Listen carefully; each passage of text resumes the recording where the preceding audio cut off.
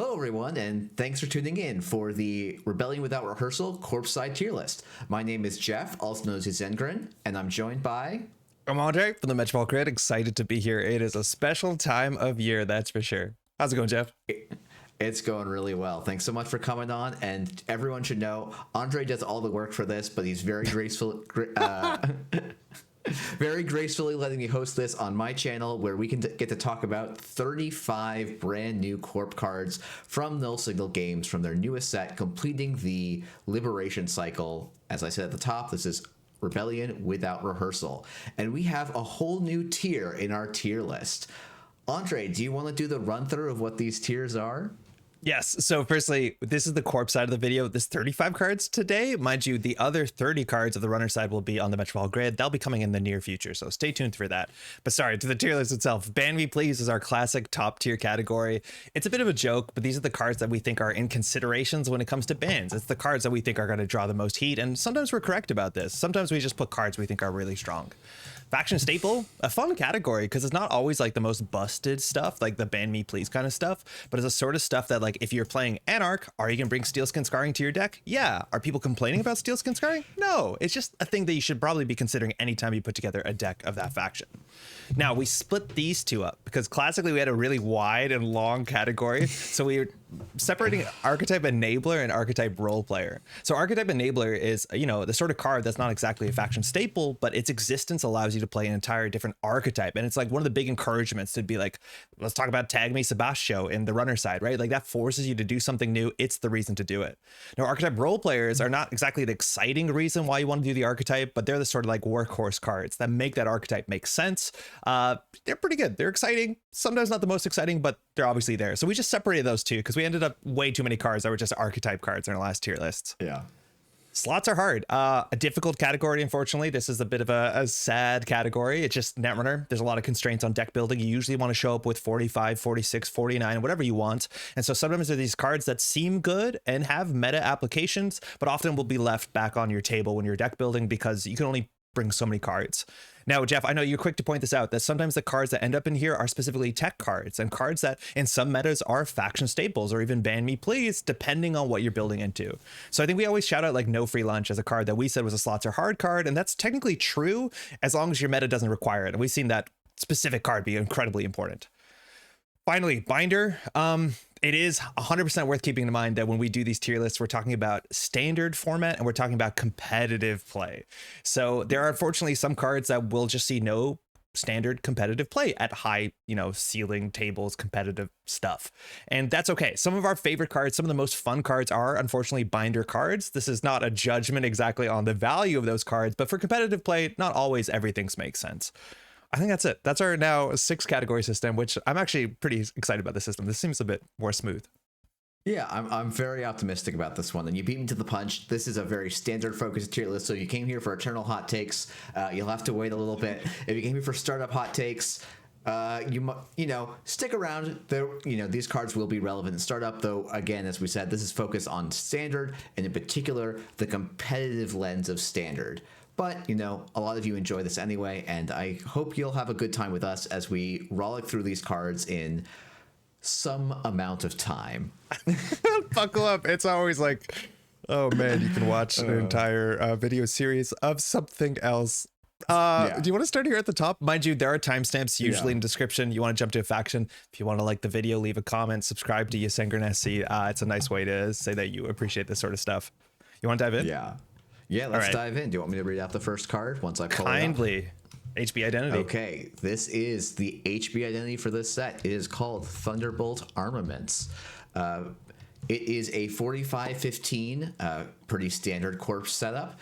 Whenever you res a piece of AP or Destroyer ice during a run, that ice gets +1 strength and gains, end the run unless the runner trashes one of their installed cards after its other subroutines for the remainder of that run.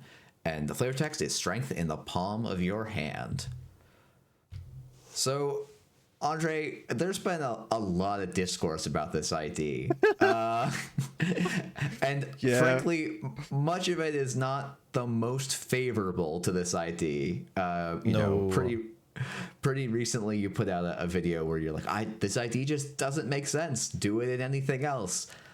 It And doesn't make sense. What do you think? Do you think it makes sense? I'll explain why, but I want to hear your take first. I think in general, I agree with you. I think this ID is not really meant for competitive tables. Sure. I think one of the things that this ID is kind of comparison to, like, reminds me of is, like, it immediately makes me think of the players that, like, will put Snare in their HB decks. Not because Snare increases their, like, average win rate. It probably decreases it overall.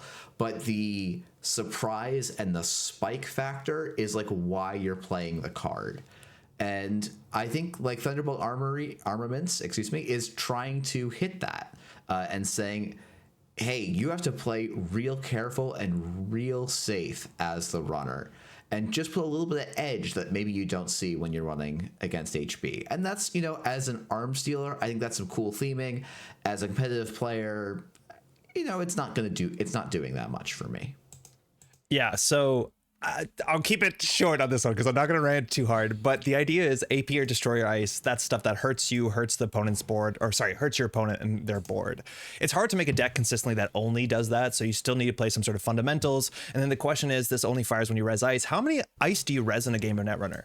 And the answer in most HB decks is like 6, maybe 7. So if your ability only matters 6 or 7 times, in which sometimes that one additional strength, that one extra subroutine comes down to spending 1 more credit, sometimes has no impact on break costs with certain breaker suites. That's not great. But where this gets interesting, there's a lot of other support cards in this whole cycle in this set, is about the D-res synergy mechanic, where, like, the idea is if you're multiple times resing the same ice, you get more value from Thunderbolt. However, when it comes to specifically AP and Destroyer, that's actually a subtype of ice that's generally a bit more expensive that you can't really afford to D-res. There are a couple options of, like, AP or Destroyer ice that actually make sense to D-res. Things like Stavka is a big standout, for instance. If you want to anemone spam, so be it. But, like, D-resing your on-cell 1.0, which comes in a 5 strength, 4 subroutines, that's pretty good. You can't afford it.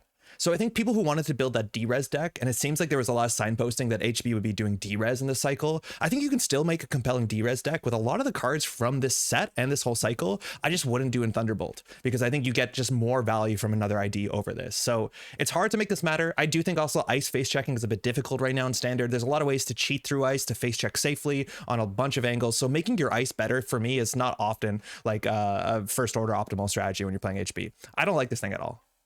Yeah, no, I don't think I think you've covered it fantastically there. I'm fine to kind of throw this in the binder and keep going. Yeah, I think you can save it. Like, cards can come out that make this better. You specifically just need 1 or 2 ice that will de-res itself with some sort of value and economy that supports that, which is tricky. What was that? I'm trying to remember. There was like that. I want to say it was not the Negotiator, but there was like some Weyland Sentry that was like a pretty cheap, like just trasher program, I thought. Negotiator was this tank that cost 4, but the runner could break it by paying credits instead of breaking the subroutines.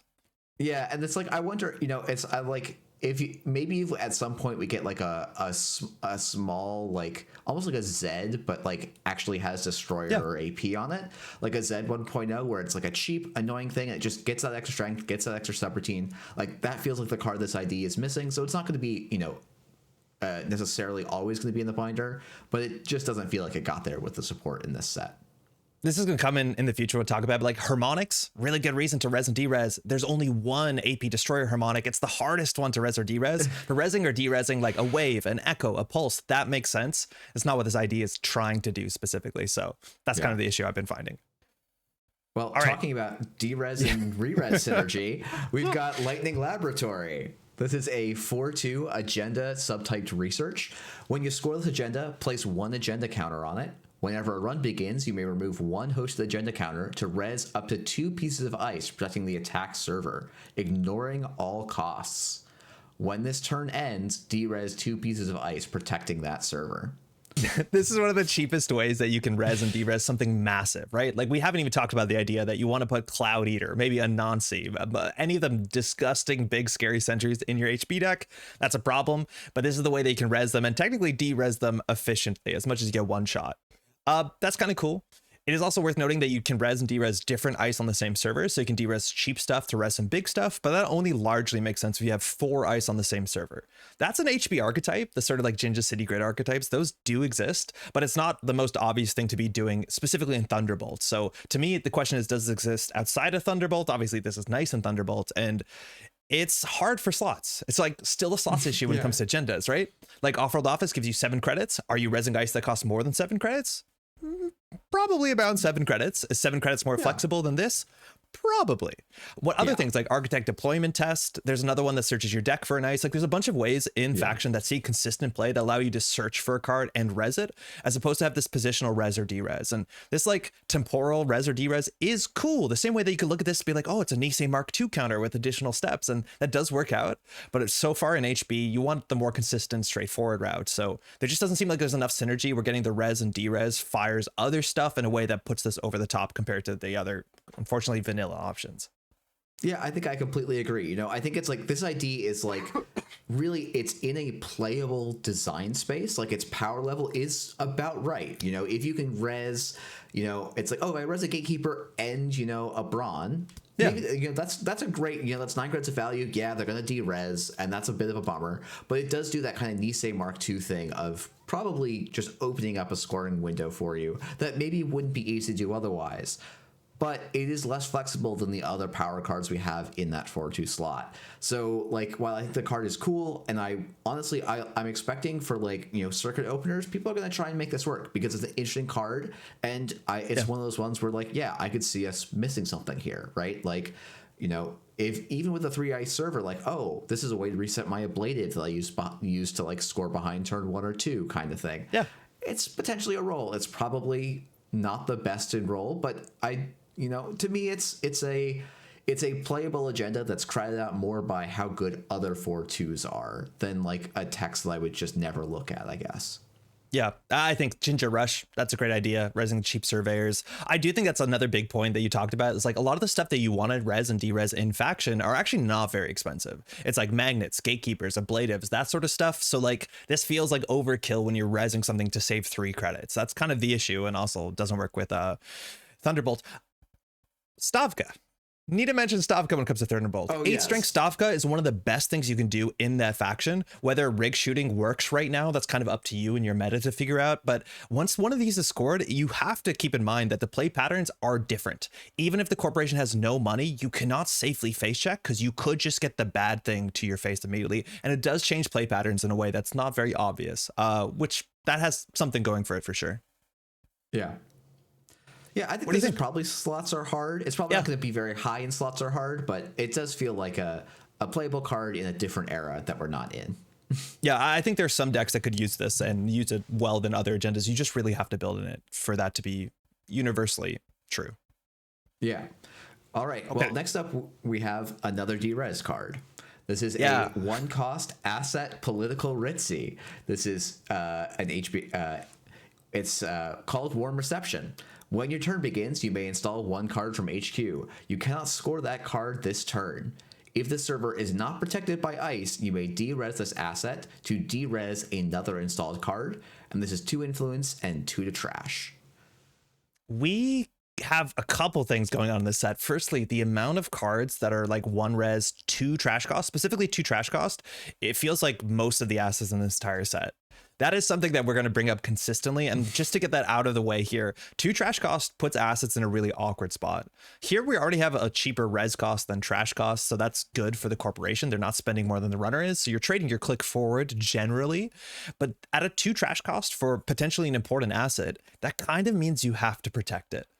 I don't know if we can say NSG as a whole is trying to decrease trash costs. We've seen some pretty expensive trash costs back in the day in like Mumbad Cycle Netrunner. That was not great for the game. So it does feel like we're seeing a lot of cards that are just kind of printed 1 down in different directions. They're still important cards, but at the end of the day, it's hard to protect this from the runner because 2 is almost doable on most board states. So you need to have a game plan that ices up these kind of cheap but valuable assets or just punish the runner for trashing them. I'd argue that HB can largely do the former, less so the latter. But 2 trash cost is something that you actually have to build around. You can't just spam these out too easily, I don't think.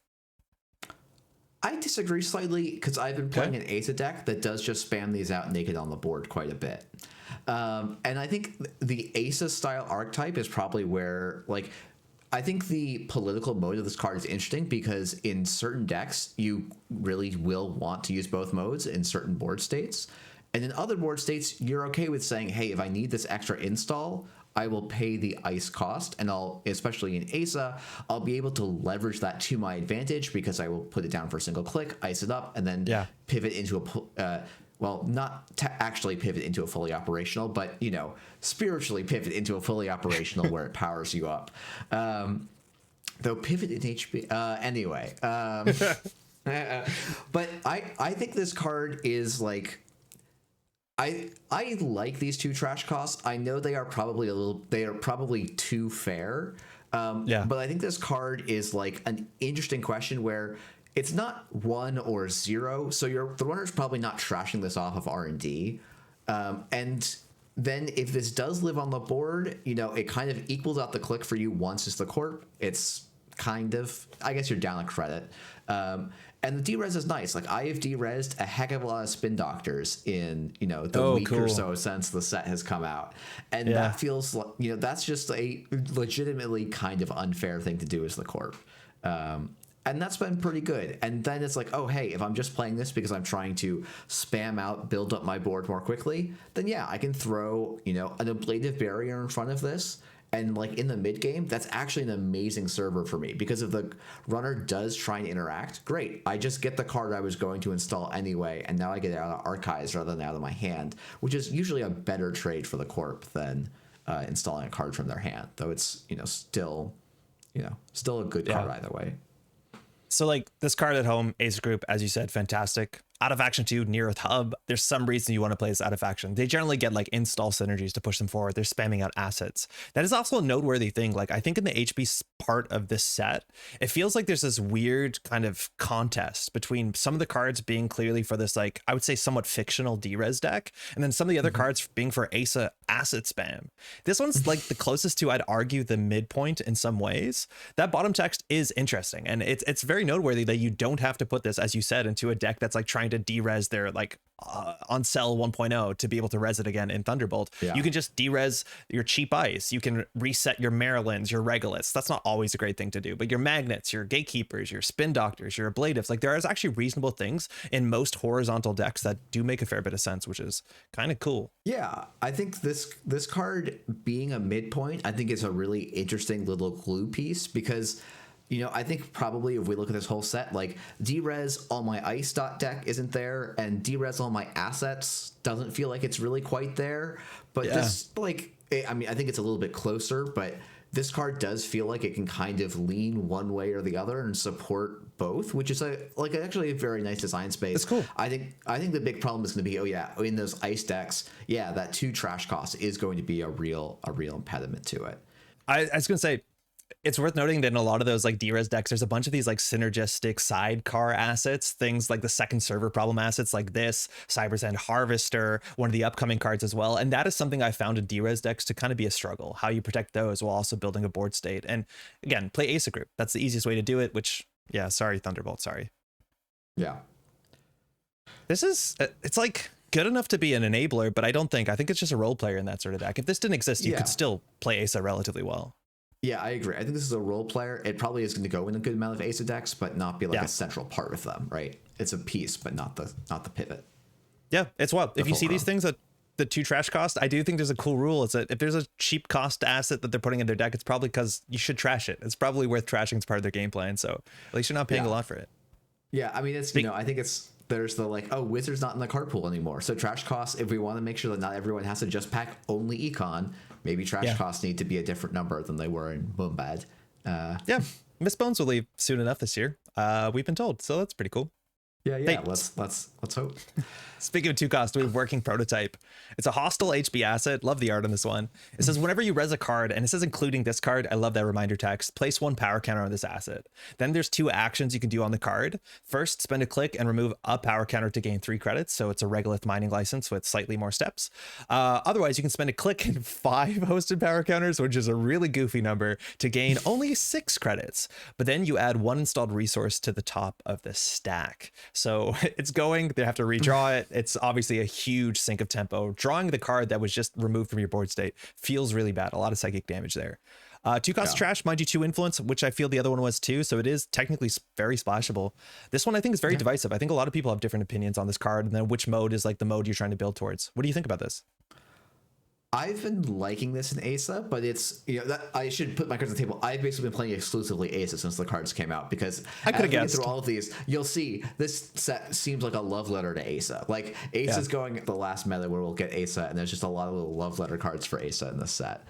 And this is, it's a nice little kind of gluey piece, I guess. I think one of the things that people will immediately go and compare this to is the Regolith mining license, which costs 1 more to res, but is also 1 more to trash, and is honestly going to get you more credits most games, right? You're probably not, in most ASA games, you're probably not going to click this card 5 times. Which is fine. It's not your game plan, right? Like, that's not a detriment to the card. Yeah, it's not a detriment to the card. Whereas, like, a PD deck will sometimes say, oh, yeah, I'll take a turn and a half off to go and click up a Regolith mining license. Yeah. What I have found is that 5 sounds like this enormous number. And then it's really not. It's like, oh, I res this, I res Rashida, I res a Spin Doctor. They run one of my other servers, because you're not going to run a working prototype. It's not going to do anything. It's only got 3, maybe 2 power counters on it. Oh, that ice counted for something, didn't it too? Oh, there's an upgrade in that server. Oh no, it's 5. Boop. I've bounced fresh daily casts with this. I've bounced twinnings with this. Like, it hits 5 pretty quickly in the right style of deck. And, to a certain extent, click for 6 is almost the more important part of the text in that case. It's a big ask to get to 6, but it's a very, like, it is probably it's probably like the most efficient, repeatable econ card ever printed, if you can keep it at 5 consistently. And that's like a big thing with this, is like, this card is only as good as your ability to res your own stuff on your own demand. I'll go to say here that actually one of the big problems right now with D-res decks is that as HB, you don't have a lot of control of when you can res your own cards. And that's actually really important for cards like Stegodon. It's not exactly the conversation we should be getting into here, but it's more so that this card really sings in a deck that actually has a sizable amount of assets and a sizable amount of upgrades, because those are the cards that the corporation can choose to res nearly in every single paid ability window. If you put this in a remote server in like an Architects of Tomorrow, it is worth noting that it does challenge play patterns, because runners might not want to run. The same way that if you res a Vovo in a remote server, the runner's like, I don't want to run that. They're going to get 6 free credits somewhat, right? So like, this does change board states, but you generally want to be pushing in a way that the runner can't slow down to deal with this. Will they pinhole this? Probably. But it's, if you can res your own stuff, this gets way faster than I think you probably guess it does, which is, it's wild. To me, I'm like, okay, I had a game today where, like, I had to click a working prototype once in the early game just to stabilize my econ, and it just sat there building and building threat, and like, I had a Managarm and an Anaerotic Void in my hand, and the runner pinhole threading to kill the working prototype, and I was like, I can't imagine, like, that's such a good outcome for me. That is such a good outcome for me, for my style of deck. And like, maybe they would pinhole a Regolith, but I kind of don't think so. I think the threat of the setback the runner's tempo is a thing that forces the runners to respond to you in a different way. And that is like a hidden value in this card in the right type of deck. Yeah, which for me probably is only ASA. If we go even wilder HB asset spam, nothing really supports it better than ASA, but do you think it's an enabler? I think this is like just one of the sickest ASA cards, but again, you can play ASA without this, so maybe it's more of a role player. I think this is going to end up in role player, yeah. I like it more than the other one. I agree, yeah. We got some ice. This is Lycian Multi-Munition. It's unique, costs 3. It's a mythic, which means it doesn't have any subtypes naturally, but it's also a destroyer. Comes in at 1 strength. Mind you, it's a destroyer. When you res it, 2 strength and extra subroutine in the world of Thunderbolt. So, firstly, when you res this ice, you got to choose 1 or more of the subtypes, the common subtypes, Barrier, Code Gate, and Sentry. Very importantly, you have to pick at least 1, but you can pick as many as you want. This ice gains the chosen subroutines as long as it's resed, but when your turn ends, you have to de-res this. This is basically a reimagining of an old Netrunner card called Chimera that had similar text, but it was a bit less complicated. This one's much more interesting than Chimera for sure. And so there's 3 subroutines on the ice that only fire based off what subtypes the ice has. The first says if this ice is a code gate, the runner loses a click and a credit. So somewhere between an Enigma and a Weir. I think just Weir, actually. The second one says if this ice is a Sentry, trash an installed program, classic destroyer. And then the third one says if this ice is a barrier, gain a credit and end the run. So Weyland. I don't know what ice does that exactly. Anyways. Treeline, right? Yeah, Treeline. 1 subroutine on Treeline. That's perfect. This is this one's rough. This is like, okay, so I don't like this ice. there's always Yeah. questions with this ice. Like, does this show up in a D-Res deck? Does it show up in a Thunderbolt deck? And then does this show up in like ASA or like PD? Those are the three questions when you look at any sort of ice. And admittedly, I think we say this every time that we do in our ice review for HB for the last like couple tier lists we've been doing, is it's really hard to challenge the established HB ice suite because it's so good. It Yeah. is so good. Is this better than a Drafter, a Magnet, a Gatekeeper, a Hagen, a Bladed Barrier, a Brawn, like MIC? The answer is probably not. Yeah. It just isn't, because those you res for the same cost, they're generally as taxing to break as much as, of course, with this, you can pull the right thing that they don't have at the wrong time, right? Like, that's neat. Yeah, yeah. But if you res this twice, it costs you 6 credits. You don't pay 6 credits for an ice that's not permanent.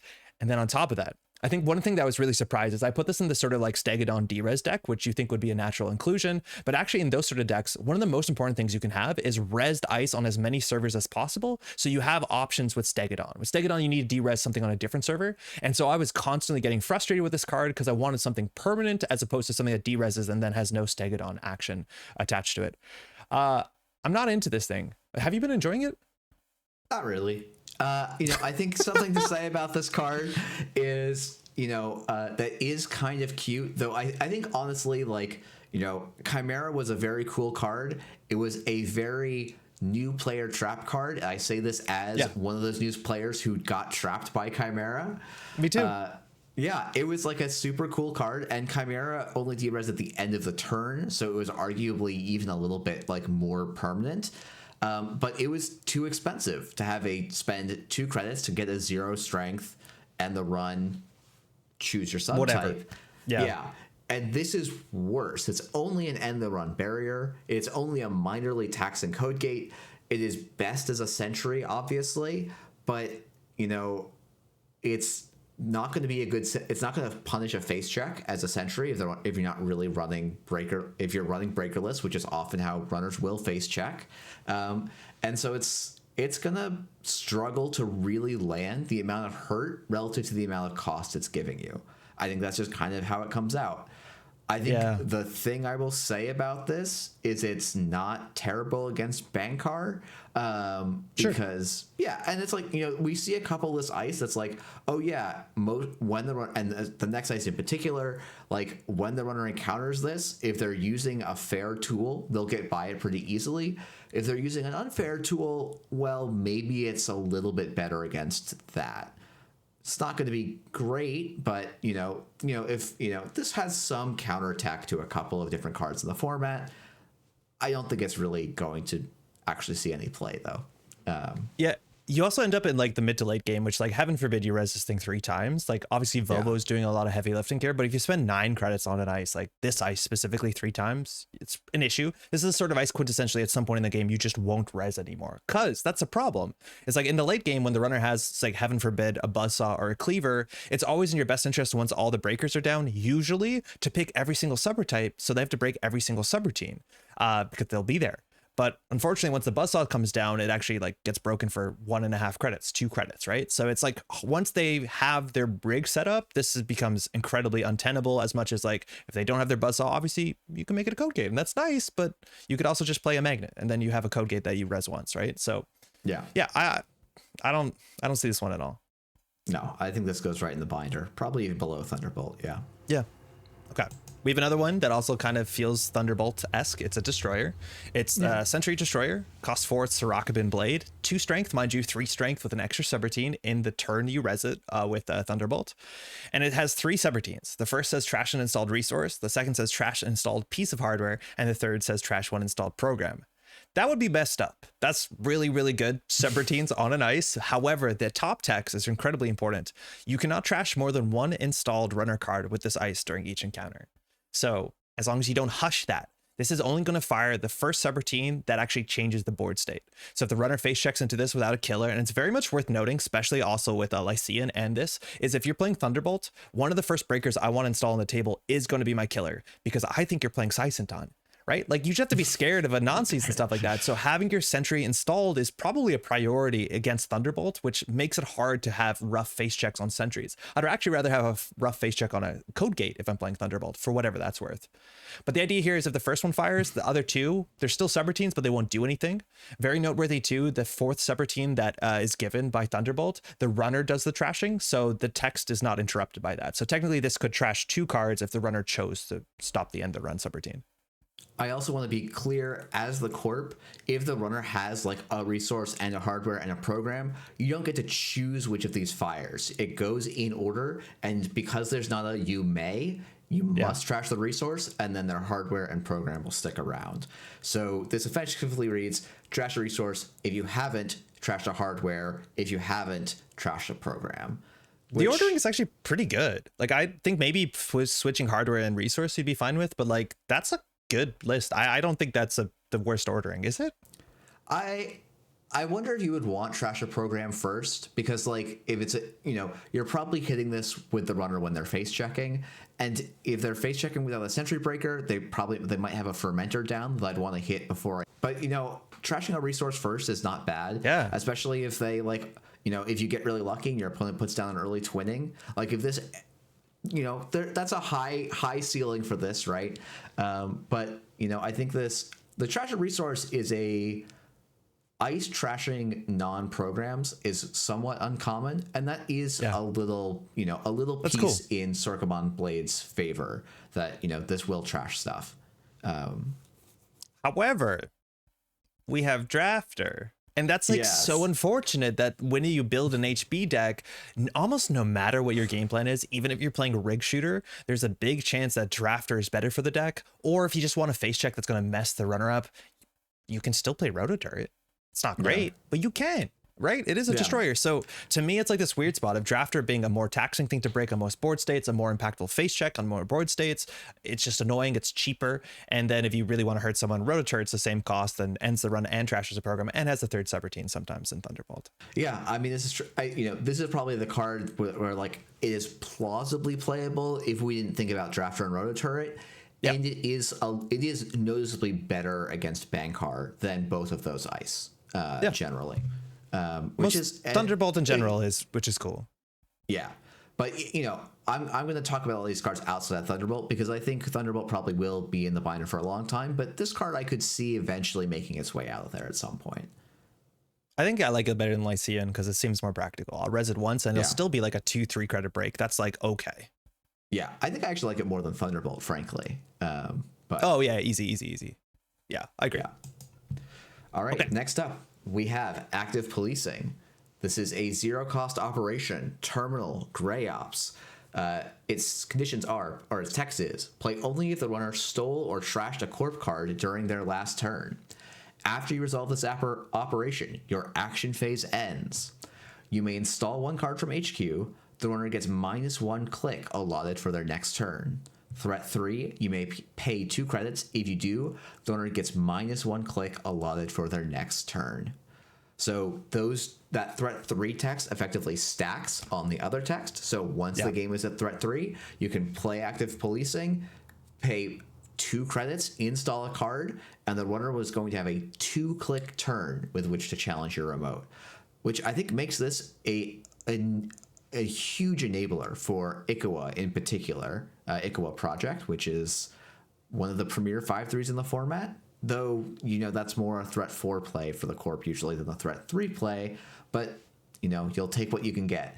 I was pretty unimpressed by the text of this card, but I've been seeing a lot more discussion and talk around it and enjoying it a little bit more than I thought I would when slotting it into decks. I'm kind of curious what your thoughts are.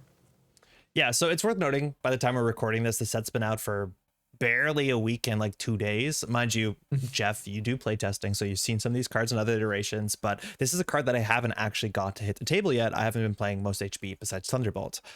I think this card is so incredibly playable on so many board states at a relatively low cost.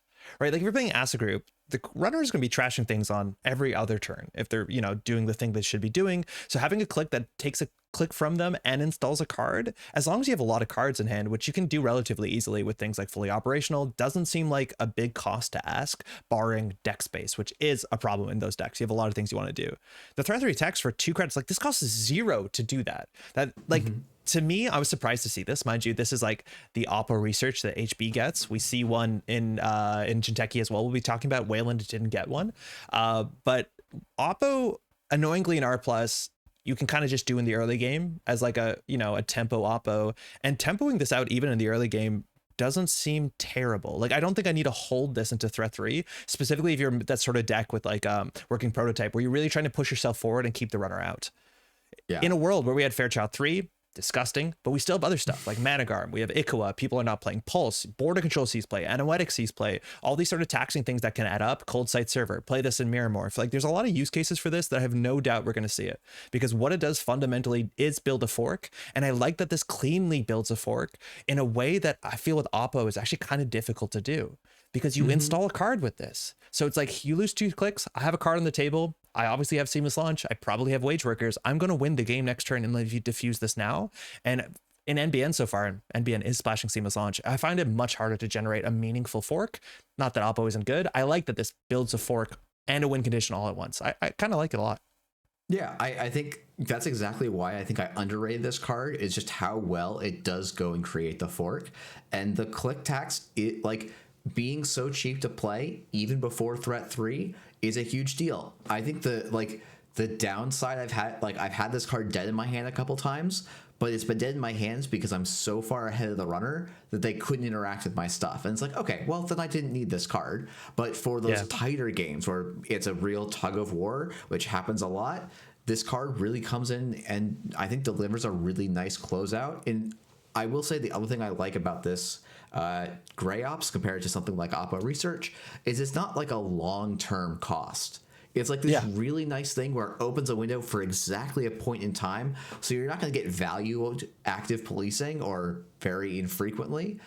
Whereas you can, get that value Oppo and just be like, ugh, okay, this is just a credit check on me. This is a, you know, if the corp's going to use this, they have to make some play out of it, which is I think have to a great do place something. to be. Yeah. I agree. It's neat. If it didn't install a card, this would be such a different thing. Like that's obvious. Yeah. But it just forces you to play the game a bit better, which I kind of like that. Mind you, you're gonna hate this thing in Thule, Jeff. And in Thule, this is gross. I've played it against this in Thule already. It is of the click taxing HB operations, it's actually one of my favorite. Cool. Which is a low category of cards in my book overall, but I actually like this one quite a bit. This was not the card I minded when playing against Thule. Load testing spam. Did you ever play those decks back in the day? You can recur this, I guess. It's probably not great, but whatever. It's not exactly an enabler, but I do think it's going to generate strong, like fast decks that have like cool forks, and I like forks in Netrunner. I feel like I'm comfortable putting an enabler. I don't think it's going to be in every HB deck, but it does enable a certain type of HB deck. Admittedly, that is every HB deck in the meta at the moment, but maybe not forever. Neat. Yeah, I like it. Flexible, Mirror Morph. Mirror Morph wanted more operations that installed cards. That's actually really important for Mirror Morph as well. Just because you wanted to play that 3 of a kind or 3 different of a kind. Yes. All right. Next up, we have Corporate Hospitality. This is 4 cost operation double transaction. As an additional cost to play this operation, spend a click. Gain 6 credits and draw 2 cards. Add 1 card from archives to HQ. And this is a 1 to trash and 2 influence out of HB. So we are seeing HB just get a plethora of highly splashable, very impactful cards, and this is one of them. Andrej, you have complained at length about the amount of recursion in this set, and I have to imagine this is high up on your list of recursion cards that you are surprised by and have a lot of feelings on. I am genuinely surprised this card exists. So, okay, hear me out.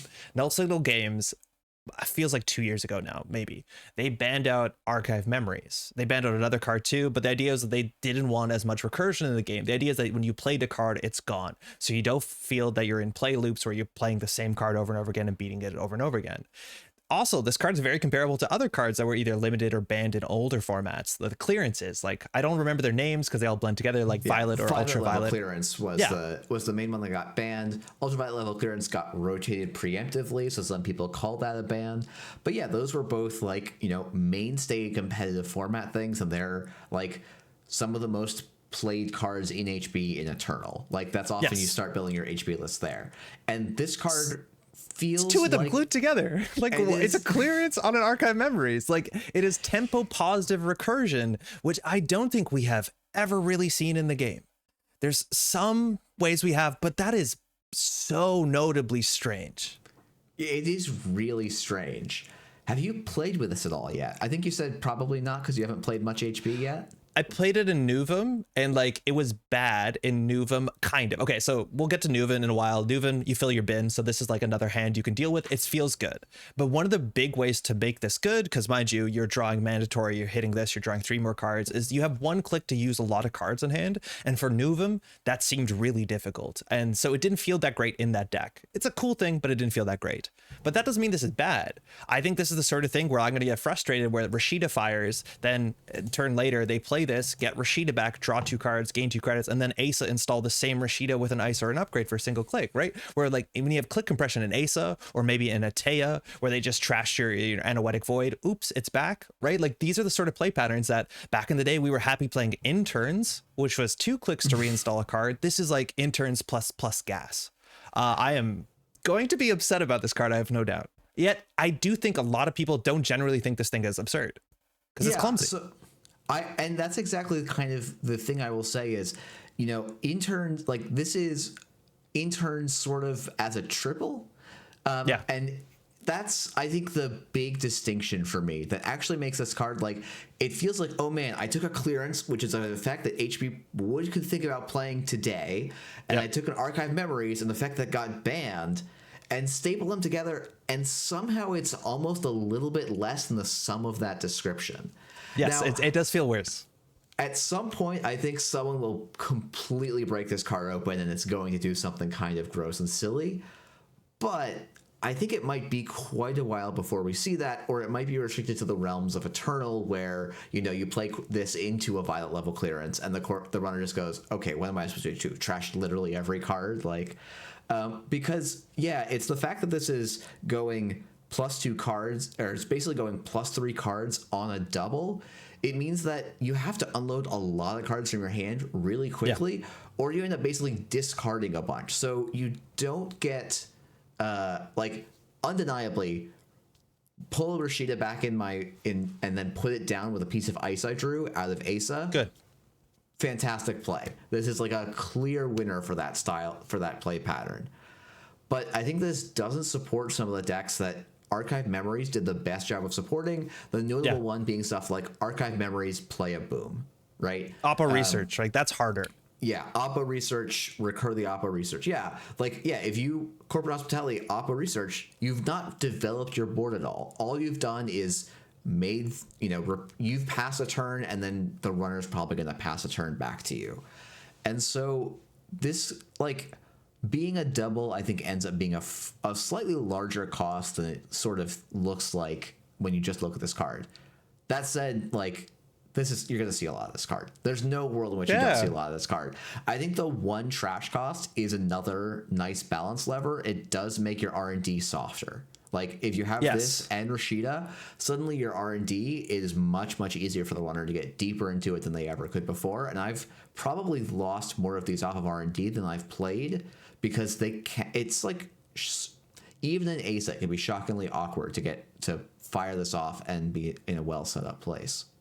Yeah, in Asa though, right, like as long as you dumped your hand efficiently, like this is where this card is wild. It's like Wage Workers, you do the quad install, the triple install. Next turn, you do Corporate Hospitality into fully operational. Like it's hard for the runner to deal with that, period. And so there are decks where the signs, again, I think Asa and Teia specifically, the double install IDs are the best. Yeah. I'm glad that you brought up the fact that it makes R&D weaker is a bigger downside, because I think if you print, and again, I'm not exactly saying this is busted powerful, but if you print busted powerful abilities on cards that have weak trash costs and then it still fires because you're dealing with the asset board, you can't trash this. Like, I don't feel like it's balanced. So I like it, the fact that it does, if you are hitting R&D, it makes that softer, as much as like hitting this in HQ when aces spamming the board is not often going to happen if they can make your priorities not central servers, which Jaichinyu harder or whatever, right? Yeah. Yeah, I don't know where to put this, man. This is definitely good. It's definitely splashable, and it's going to be frustrating. But I do agree that the tempo positive part of this, like, somehow makes it harder to play, which is such a weird combination where it's. Yeah, I think we're going to see this as a one of in almost every HB deck, right? Two of. I'm going to say two of. Yeah. Well, I think that not PD, right? I could see PD playing one of these because it does just want tempo, right? And like if it gets the Rashida back in, I think that's good. So to me, that puts it in faction staple, right? Cool. Yeah, I'm with that. Might now to three of. It's not the strongest faction staple ever printed, but it's probably going to be one of those cards you will look at and probably end up putting in most HB decks at some point. Yeah, you should definitely consider when you're putting together an HB deck. That's cool. Okay. All right. Last HP card. I think this one might actually be the interesting D-Res card in the whole set, but yeah, we'll see how we fare. Brasilia Government Grid, cost 0. It's a region, so 1 region per server. 0 res cost, 3 trash cost. Not too bad. It says whenever you res a piece of ice during a run against this server, and mind you, this can go on all servers, it's not remote servers only, you may de-res another installed piece of ice. If you do, the ice that you just resed gets +3 strength until the end of the run, and you can only use this ability once per turn. It's not first time, it's just once per turn. So notably, a couple things. This card, the ice that you de-res, can be on the same server. It can be on a different server. It can be ice that was just resed on this run. So it actually gives you a lot of flexibility. You can almost guarantee to get +3 strength on an ice that's being resed on a server with 2 ice, as long as both the ice weren't resed at the beginning of the run. This is neat because it's a card that I think people are considering, because giving +3 strength to certain ice, especially if you're dealing with the turbine issues in standard, like that feels like it has some sort of value to it. Like 9 strength gatekeeper, cool, or de-res your gatekeeper, actively cool. But then of course it's a key card in like harmonics or de-res decks, or even just resing your Sirakabin blade another time for another 4 credits down the hole. What do you think about this thing? I agree with you. I think this is a really cool grid. Like the grids, HB has this frustrating design space, I expect, for the designers, where they printed a bunch of really just solidly good and efficient cards, and then they have to keep printing HB cards, and that's such a challenging task. And I think Brazil, the competition for Brasilia Government Grid is Tranquility Home Grid, which just basically says in most HB decks, gain 2 credits or draw a card a turn. And that is a huge relative thing for this card to climb, but I think it gets closer than you'd think. I think this card sets up some really interesting play patterns for the Corp to enable them to punish, certain rigs in the right setup. And so, I don't think this is a card that you can just slam put in an HB deck. And I don't think you can build a deck around it per se, though maybe you can. You can. I think you can. Yeah. But I think it's a really interesting. I expect this deck to show up as sort of a rogue piece of tech to kind of mess with runners quite a bit at different times and for different meta calls. Like the Turbine interaction, I think, is a really noticeable one. If every runner is leaning on Turbine as their tricks, this really kind of dunks on that. And unlike a lot of other tricks, it doesn't die to Hush in the way that a lot of other ice-based tricks do, which is another nice little point in this card's favor. So I think I'm less gung-ho about this card when it comes to just putting into PD or Generalist HB or ASA, stuff like that, right? But I do think it's secretly one of the most powerful D-Res options, because it allows you to D-Res whatever you want, whenever you want, for benefit. That's the biggest issue. Is the D-Res cards, the benefit from them is kind of spread apart and not that tangible.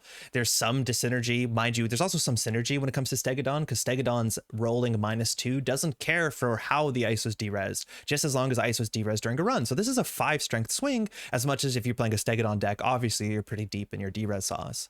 But this is the sort of thing where it's I've set up board states where there's an ablative barrier and like heaven forbid you're playing Thunderbolt and it's a Stavka, 8 strength Stavka, then you basically reset it. So every time that they run it, as long as you can derez something, the ablative barrier comes back on to get a spin doctor into that server so that the spin doctor can replace it. Like you can do convoluted stuff. Technically with ablative you have to work a bit harder, but you can start to do weird stuff. And I honestly think this out of faction, like 3 influences a lot, is that there are going to be the weird, maybe not super competitive, but like sort of prison decks where like you're constantly rezzing and derezzing pings and ablatives to get B1001s, right? Like this is actually something you can build entire archetypes around because it is relatively consistent as long as you're able to derez your own cards. That's actually a really important thing. You need to be able to reset this. And if they don't run central servers so that you can res your other ice to reset it, like that is the one thing. And derez is really hard because you need this equal opportunity of rezzing and derezing to have all your abilities fire. And also inherently, this is what happened. I played against this card yesterday and it did a lot of work at a GNK we had, but if you tunnel this server and don't allow them, if this is on their scoring server and you don't allow them to res anything else, this unfortunately does nothing. Does that produce good netrunner? No. Should the runner be doing that? Probably not, but you can tunnel your way through this and then blanket as long as they don't put more ice on the server, which they will. Yeah, it's hard to tell. Like, if the corp is like trying to play, if that is the dominant runner strategy, the corp does have a little bit of counterplay once they have 2 ice on the server. You could res your outermost, derez your innermost. Derez your second one. Yeah. Yeah, and then if that, the problem is this is once per turn, so you can't then flip flop back and forth, which is what I was thinking you could do, is just constantly flip flop between the two. Yeah, but you can't do that. But anytime you add ice, you basically reset the problem for the runner. As much as like the positionality gets a bit awkward. Yeah, and like if you ever end up in the situation where the outermost is rezzed and the innermost is derezed, then you actually can just flip flop and reset and be ready to go for the next run. So there is some longevity beyond just slapping ice. I agree. I think this is an interesting card. It's not clear that it has a home right now, or if it does, maybe it's not in HB. I will shout out quickly. This was something that was brainstormed on Daily Casts. If you have a double anemone unres server with a lightning laboratory, you can actually just do 6 damage with this in the server in a single paid ability window, which is kind of cute. Yeah, the way that like lightning laboratory works, where you can they're all have very similar firings. You can stack them in very, very absurd ways to do a lot of weird stuff with ping or anemone, whatever you want. It's kind of neat. It's cool. It's a cool design because you're right. The HB region slot with like obviously Tranquility, even Jinja is its own archetype. This does compete in weirder decks. I think it's the best best region for those decks by a mile. Is this an archetype enabler? Do you build? I think it is. Yeah, it's not a great archetype, but it's definitely not slots are hard, and it's not a role player. Like you need this for the deck to exist. Yeah, agreed. Cool. That's the HB cards. We probably should have prefaced this with, and you mentioned it largely, is that like HB has always been a difficult thing to design for, and we saw this even with the last cycle, right? Like HB classically is the efficiency gang, right? Like you do everything the best. You play the best netrunner and it wins worlds. That's how it goes. So it's really hard to build a card that is not good, or so that is good in like weird HB like Thule or Thunderbolt, and then once you put it in the more efficient shell, it becomes absurd and breaks the game. So I'm not envious for the designers that have to build cool HB stuff while trying to get away from efficiency but not make it broken inefficiency. And while obviously there's a bunch of binder cards here because I don't think we like Thunderbolt much, there's a lot of cool stuff here too, which is quite cool. Yeah, I think there's putting 4 cards in archetype enabler and archetype role player, I think is actually a great success. And I always love my efficiency stuff. You probably couldn't give me enough efficiency HB. It's a style gameplay I really love.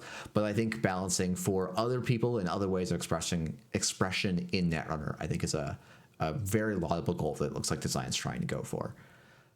And you could still play the same PD deck you played in 2020. It's the same deck. It's fine. Yeah, it's fine. PD is going to someone's going to take Rotom's 2021 PD deck and then go and win Worlds 2025 with 2024. Like it's going to top 16 every Worlds until they ban some cards from it. Probably. See you in just San such Francisco. a good fundamentals. Yeah. All right, we got our first Jinteki card of the set though. I'm familiar with this one. Do you mind? Go ahead. This is a spoilers card I had on the channel, so this is see how they run it. Of course. Yeah, it's a 4-2. It's a size security agenda. It's Jinteki, mind you. And it says when you score this agenda, give the runner a tag. Then you play a side game. So there's reminder text there. Basically, you go into your credit pool, secretly spend 0, 1, or 2. You reveal at the same time. What you reveal, you do spend. So it matters. It has impacts on economy. It is pay to play.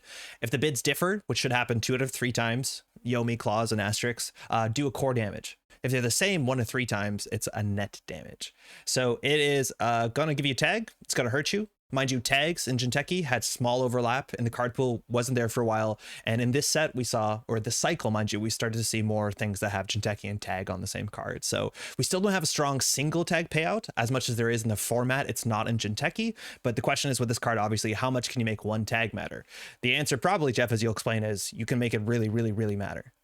Yeah, I think it's like, it's an unfortunate thing of the formatting of this text that the most important line is one that no one sees on the first time reading this card, because the give the runner a tag, 1 tag, slipped down to the next line and is complete. Like somehow, like every human who reads this card has the same slip where they just don't see that 1 tag. And I think that is the most important thing on this card, because scoring a 4-2 with a click left, doing 1 damage. You don't particularly care if it's core or net in a lot of cases. No, you don't. It's the most useless side game ever printed on a card. Like, you need to do damage, but what it is, like, it's so much text for nothing. Yeah, it is a lot of text for nothing. If you are playing Personal Evolution, you do 1 damage from the ID, 1 damage from this, give the runner a tag, and then the runner must have 4 or must have at most 3 cards in hand, barring any hand size thing. And so you can come in with a 4 damage end of the line, spending that tag, and win the game on the spot.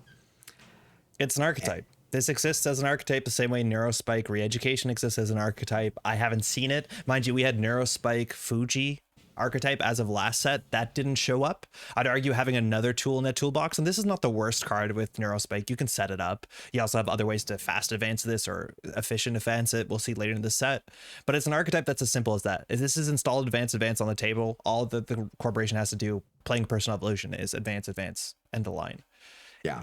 It is techable. It's actually incredibly techable, and I'd argue that that play pattern is not very good into the modern meta. I feel like the modern meta, we're seeing steel skins, we're seeing not really tag removal as much as some sub decks maybe are playing No Free Lunch. I don't really think so, but things like Stone Chip Chart Room, Burner, people are playing Eye for an Eye, right? Like, it's hard to set up a combo deck like that, but you do have to respect this. If this is installed advance on any table, you can just die, and you have to keep that in mind. Yeah, I think the like other concern for this deck would maybe be Hermes, because if you install advance this, waiting till you draw your kill combo pieces, well, the runner might just bounce this back to your hand, and that stinks. Onacom, also the most popular it's ever been. It's really hard to do a 6 damage combo and expect that to kill the runner. So like, it's not trivial, but also I really dislike this card, like, somewhat. Yeah. Like, I don't think you should print a 2 card kill combo. Like, yeah, it uses an ID slot, but it's an ID that everyone is already playing in Jinteki. And it's not like it's that hard to add a 3rd card to make this good through all attack. You put this down, like, to me, I'm always worried about this in a Mitosis deck, because that's a very efficient way. You just die. Yeah, to get lots of counters out, and oops, that was a Cerebral Overrider, not to see how they run. So you die, because eventually I'll land some damage on you. Like, it's just, there's lots of ways I find... Like, and maybe no one finds that deck. Maybe I'm completely wrong. I genuinely hope I am, but I feel like there's just something there, and maybe design is, or maybe the design and development team was just kind of saying, hey, if this deck becomes a problem, easy, we'll ban PE. I don't know that that's actually going to be a solution to this card. I think it might slow it down, but I'm not sure that I like the play patterns that this card creates. I agree with you. I do think there's a lot of board states that PE can just build, right? Like Mitosis, they didn't run it advance. Now you have to play around Ronin, Neurospike. Like, it can already do that without this card existing. I also think a lot of like Jinteki trap decks as a whole just won't play this, because having a 2 on your agenda is actually really difficult. Blood in the Water doesn't even consistently see play in those like high rolling trap decks that build those Yomi forks. So I hear you, and I largely don't love playing into archetype, but I'm not sure if that works. I do think this might see more play with like 3 Fujis, 3 of these actually play Glacier, like mid-range Glacier, and then you set that up in a remote server. And again, this is entirely hinges on personal evolution existing, and that won't exist in like 7 months once system update rotates. So it might be a problem for now. I'd actually really be surprised to see if this was like the best deck, unless deck builders can figure out a way to make this much more consistent with things like Holloman, seamless launch, some of the other advancement trap stuff, and you might have OTK combos even from hand, possibly. It's not unbelievable. Yeah, and that's just not a style of Netrunner I love, and I don't like install advance. Oh, is it a trap? Is it an agenda? Is it a kill? Like, it's just not a style of Netrunner I think is particularly engaging or interesting. I get why it gets some support, but it's just really not my flavor of Netrunner. And giving that deck a really strong payout is just, it's disappointing to me, frankly. Like, so this is so many people's favorite Netrunner, right? Like, so many people love P. Obviously, a lot of people hate P, and I think so many players like yourself, Jeff, with obviously all due respect, who are more efficiency angled, to spend a lot of time. At the end of the day, that presentation be like, oh, I either run it or don't run it. What's the right choice? I can't look at my my spreadsheets, right? Like, that is a way to attack metas that I think a lot of players who maybe are overwhelmed by competitive Netrunner, like, it works for them. Do you get frustrated when you lose to Snare and HB? To me, it's the same sort of kind of the same energy, but like, I get it. A lot of people really like this. It's not my favorite archetype, that's for sure. Yeah. Where do you want to put it though? I mean, I don't think it's I don't think you're going to see it. I think it's scary though, unless it's combo. Okay. From my perspective, like day one, I was like, this is a ban me, please. But I haven't seen anyone complain about this, which makes me think that it's not actually. Either it's not something, or the testing group, some of the testing groups are sitting on this for a big event. I think there's a chance. I think there's a chance that this is problematic in certain decks, and we just haven't seen them yet. Yeah. I think Archetype Enabler is the right role because it is such a high payout. You really should think about building an archetype around this. It's not very common you see a card that you can build a whole deck around. This is one of them. And I actually would argue this next one also is a card you can build a whole deck around. Do you want to read this one? Yeah. This is, I think we're going from maybe one of my least favorite Jinteki agendas ever to maybe one of my favorite Jinteki agendas ever. This is Sisyphus Protocol. It is a 5/2. It is a security subtype, and it says the first time each turn the runner passes a res code gate or sentry, you may pay 1 credit or trash 1 card from HQ. If you do, the runner encounters that ice again. Some important clarifications here, because this is maybe not worded the most clearly. If you have multiple of these scored through some machinations, let's say, this trigger does in fact stack, because you never get moved, so you don't lose the first time the runner passes clause, basically. And so, once 2 of these are scored, when you pass an Anansi, you better be ready to break that Anansi 3 times, which is a big ask for the runner. But this is a very big kind of splashy effect. So like, this is a card that a lot of people look at and think, 5/2, that's bad. Like, obviously 5/2 is bad. We've seen 5/2 back in the day, some of them, especially in Jinteki soft play, but mostly because they were defensive agendas. Like Fetal AI, you tried your best not to ever score out. That's okay. That was the only 5/2 that actually really mattered. But also Jumon, right? Like, Jumon's a lot of people's favorite card. You scored 1 in every 5 games. That game is sick, though. It's like worth the 5 times that it didn't work. And a lot of people, this looks like that. Now, what is worrying to me is that when this is scored, I have died to one of these, mind you, on stream, and it was a calculated risk. Like, it shouldn't have happened. It happened, so you can die to this. But once this is scored, I do think the game becomes a slog. Like, it does just become a slog once this is scored out, where I would maybe consider just ending the game preemptively, because I don't know if I want to deal with this, because obviously doubling the effect of 1 ice per turn, as much as the cost to credit in a card in hand, is actually not a high cost. Trashing a card at paid ability window speed is actually something Jinteki wants to pursue. I think that this card is actually worth pursuing. I do not think this is some sort of like absurd pipe dream card, and a lot of it comes down to like numbers. So for instance, say we're playing Jinteki Glacier, Ag Infusion, mind you, one of the best homes for this. You can afford the big ice, and specifically once Ag Infusion has one big ice up, oops, you're running into that ice way more consistently with the Ag Infusion ability.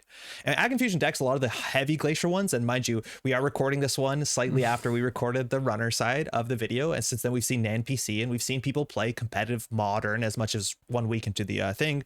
We've been seeing Ag Infusion abilities. They're not playing this, but they're playing 4-2s. They're playing Nisei Mark II is back again. Sokka is playing it, really. Like that sort of stuff is kind of cool to see. But a lot of those decks classically were running as many 5-3s as they can. So Bacteria Reprogramming, Send a Message. And it's actually easy to put this in a deck, because if you put this into the deck, you're still winning the game by scoring 3 agendas. So it doesn't actually matter which 3 agendas you score out. They're all going to be 5-3s, and you make them easier with things like La Costa or whatever else you're playing. Hollowman, I don't think so. But at the end of the day, you're going to have to score out 3 5-3 agendas. Why not this one? This being a 2 doesn't matter unless you score out 3 of them in the same game, and then you get to 6 points, which that shouldn't happen. That's up to you to make that not happen, so that's okay. Also, Regenesis, mind you, does work with this, but I think that's actually a harder pill to swallow sometimes, because the beauty of Regenesing a 3-pointer is that you win on the next 3-pointer. Regenesing this means you still have a lot of work to do. You probably have to score 2 more agendas. Maybe it's easier once you get the scored out, but I think that's actually more difficult. But if you play this in the slot as a fake 5-3, it doesn't matter, because that deck often scored to 9 points. You have to score 3 3-pointers, right? Like that's still kind of hard. So I think all of that's true. Like I do think this is gonna, when this is scored, it's going to slow the game down undeniably. Like the runner has to go, okay, I need to do some double checking on all my numbers. I have to like make sure I'm not going to die to an Anansi if it gets rezzed here. But I think this card has some interesting kind of hidden costs to it as the corp, because this card is another way to read this card is saying you can't have a low strength Code Gate or Sentry out, because the runner has some agency about how they leverage this. And that to me, like, I like, you know, this is a big splashy effect. It comes at a big cost where it's like, okay, I have to spend, you know, 2 entire turns to score this out, as you've talked about. And yeah, maybe I only need to score 3 agendas, and this is a really good way to enable. But maybe that 2 whole turns, I get this out, and I really would have preferred to get a 3-pointer out and, you know, send a message. Yeah, and it's like there is a really solid corp archetype that's like, oh yeah, send a message is good, score a bacterial programming is not honestly the worst, or hey, I was going to Regenesis a 5-3, and so that was going to give me 4 points instead of you know the 2 this is going to get. And that makes a huge difference in how you play. And so while I think like all of your kind of criticisms are fair, I think it like this has some hidden deck building costs, which I always find to be a really interesting part of the card, where it's like it is powerful, but it kind of asks something of you. And maybe this card doesn't ask enough. Maybe it ends up kind of too strong. But I think it's like this interesting give and take between, you know, how much it can give you and then how do you exploit that. And if the runner gets a read that this is your game plan, they can actually go really hard on just saying, usually against Jinteki, you can go, I'll give them a 5-3. It's not going to stop anything. But if this becomes part of the meta, you can say, if I go all in on this 5-3, the Jinteki player's deck, it's not going to do that much. It's just kind of banking on scoring this early. And if that doesn't happen, do I just win because their deck falls apart? I think that's kind of an interesting angle to this. I would argue that those decks probably don't fall apart as much as they definitely want this. I do think you're right that this is a cool spot as being like step 1, score this agenda. Score a 5-2 sounds like a terrible step 1, but it is genuinely the agenda you want to score out. I was actually really impressed. I ran into some players that were testing Ag Infusion decks that were playing like copies of Digital Rights Management and only playing 1 of these in their deck, so that once they felt set up, they would consistently get this card and score it out first, as much as obviously they showed the runner they were doing that. And I think that's neat. But you're right. In context of some of the most important cards in the set, we'll talk about Tributary. It's also worth mentioning Cloud Eater. Cloud Eater and this are very good friends. But Tributary is a card that like just kind of stunts on this, because you can just run into it on purpose. And you're right. You have that ability to counterplay it the same way you have the ability to counterplay Ag Infusion, right? Like you have these sort of more like, I don't know the difference between strategy and tactics, but yeah, turns will change based off your ability to maneuver around it, but you have to maneuver around it, which I think inherently makes it obviously quite powerful. Probably not necessary, but quite powerful. Is an Nisei Mark II better? Generally, yeah, maybe. On a lot of board states, I could see a Nisei Mark II actually being better than this. Yeah, like this is a very good way to tax, but you kind of have to back up that taxing with something. And Nisei Mark II does a lot of those same jobs with a lot of potentially more corp tactical agency compared to like this is like a strategic agenda, whereas Nisei Mark II is like a tactical agenda, and so you have to figure out which one you want for your deck. And I like that kind of trade-off for now while we've got it at least. And like, is your ice going to be that taxing once they get their second turbine down? I don't know. I don't think it's a first order optimal thing. I do think it's one of those cool cards where it's like powerful, slightly goofy, but even somebody who mostly plays like more competitively minded, I kind of care about it. And I think that's a very strong design for more like the bigger Venn diagram of player base.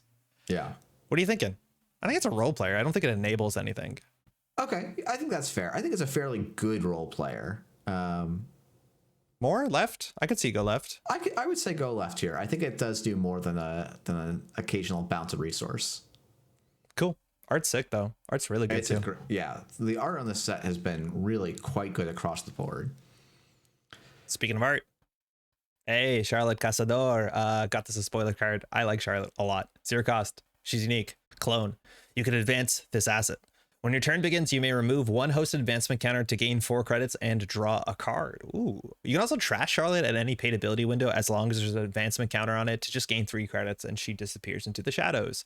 She's 2 influence, which is relatively splashable. I think there's some archetypes that would splash her, and she's only 2 to trash. So she's this combination between NGO. She's a combination between Rashida. She reminds me a bit of Estelle Moon because you kind of still have to deal with her even if you know that she's there.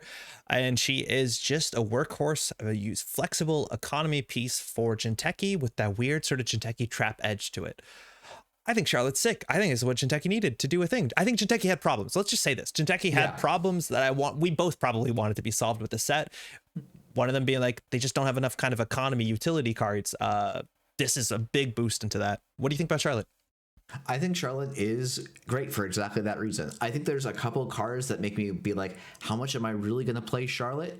But I think she's a great, like, one of the Jinteki historical problems has been they can make a kind of scary remote server, but they can't consistently do something with it. And Charlotte is a great template. You know, it was not uncommon to see Jinteki decks splash for daily quest just so they could get some use out of their scoring server on turns where they couldn't quite push to score. And Charlotte Cazadore is a great way to do that in faction and actually up the bluffing angle, right? One of the downsides of daily quests that sometimes I think gets a little bit understated is the runner knows exactly what's going on there and has an entire turn to play around it. Whereas if you install advance this, they have to respect it as a Nisei Mark II, and they have to decide how hard should they go and try and contest this. Maybe they'll call it as an NGO front, and maybe you're, but Charlotte on a single advancement counter is probably better than an NGO front. I think gaining 1 fewer credit but drawing a card is a great exchange. You kind of like the extra credit value you get is like diminish. It's like there is some diminishing returns as you stack more and more credits on the effect, and getting a card draw to replace this is potentially quite good, let alone the interaction that Charlotte has with both the Costa and the card we'll talk about a little bit later that allow you to place advancement counters at the start of your turn. You can stack the triggers in a way that advantages you there. So you can put the advancement counter, even if she has none at the start of your turn, you can put the advancement counter on her and then spend it during that same start of turn window, which is just a really nice way to say, yeah, I'll draw 4 in a card every turn for no cost. That sounds wonderful. I don't know. Yeah. So you mentioned like install advance, right? Like the idea is we have an NGO front for 4/2 barring seamless. Obviously on La Costa, it gets even more complicated. But what I think is like really unintuitive with Charlotte is like the play patterns, the actual play patterns are kind of strange because one of your best lines is still install advance. While your deck can still play NGO front, the idea is if the runner doesn't run it, at a minimum, you get 7 credits in a card draw. That's good. Like you just crack it immediately after the card draw, you use the server. But if you don't need the 3 credits right now on the server, you just got 8 credits in 2 card draw. And then the next turn, now that you have more cards in hand, that you iced up the server, you got your upgrades. Mind you, card draw also in Jinteki is just really important because Atea is card hungry. Anoetic Void is card hungry. Hansei Review is card hungry. Like all this sort of stuff does add up in a pretty meaningful way. But even if you put this on the table, you do install advance in your trap deck, you mitosis it, you res it. Start a turn, it survives, you got 4 credits in a card. The runner still has to run it. or you're going to get 4 credits in a card. So they still have to spend a click and you still just gain 3 credits, right? Like no matter what, you have to deal with it on the table. I think there's going to be a lot of board states where it's iced up to oblivion that unless you pinhole it, you rather save your money to run that thing they're putting in the server, like the agenda, the biovaults, whatever you think it's going to be. And in that case, she's just good. She's slightly clumsy because you have to advance her, but she is just very good and very flexible. And I think we're going to see a lot of people do weird play patterns with her. With install, advance, advance, she holds for 2 turns. You get a lot of value. Click her for 2 credits on their first click on the turn before she leaves. Trash her. It's good. Yeah, it's good. Yeah, she's a great card, and yeah, I think as you said, more or less exactly what Jinteki seems like they needed. So hopefully this will give the faction some life. Do you put this at archetype enabler faction? Because I don't. You think faction staple? You think this goes in just about every Jinteki deck? I could see that. I think there's an argument to have it in every Jinteki deck. I think some harder than others, but like PE trap deck, you can play this, or NGO front. Yeah. Glacier, you play this. Atea, you play this. Iswak, you play this probably. Sarswati, you don't play this. It doesn't work. Don't play Sarswati. Oh my goodness, FFG, what were you doing with Sarswati? Yeah, it doesn't work. The timing is not what you think it is, but that's okay. I think she's great. She's really great. She's fun. Built to last. Is it better than wall to wall? 6 credits in a card draw is a lot. In Proptivost, maybe. But that's neat. An interesting shout out. Yeah. Another asset, mind you. This is one of the last cards revealed in the whole set, and I think they left a little nice card out there. They kept it hidden for some time. This is Cohort Guidance Program. Costs 1, 2 trash cost. Classic. Welcome to this cycle. When your turn begins, you may resolve one of the following. There's 2 modes on this card. First says trash a card from HQ to draw a card and gain 2 credits. So just cantrip, cycle forward. Second one, turn a face down card in archives face up. If you do, you get to place an advancement on an installed card. Technically, the card doesn't have to be advanced. That's notable for some interactions currently in Netrunner, but you generally will put it on an advanced card.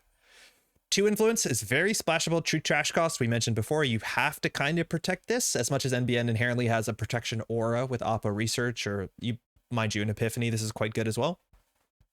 This card is way better than I thought it was. Oh, damn, this card's really cool. I've been playing with this card in Asa and smoking people in 8 turns. Like, it's been so good. Like, I had someone message me and I was like, no, you don't understand.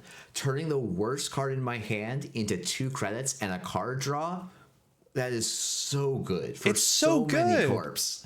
I think we should probably start. This is clearly, to me, like one of the issues that Atea had in the last set is you went, what am I doing with the second remote? There's nothing I'm going to put in there that provides me any kind of consistent value. Another runner has to interact with, and this feels like the card that Atea is going to want to put in, right? It says, oh yeah, this is the extra copy of the ice I already have in my hand. Boom, that's gone. I get some tempo, I get some card draw, I get some credits, and I've made value out of my ID, all in, just combining all of these effects. And then this kind of can be, a way to never advance 4/2s. Or if you have 2 of these out and you've been ticking these for a long time, never advance 5/3s. Like, this card does a lot. I've been, I definitely did not look at this card that seriously when it was released.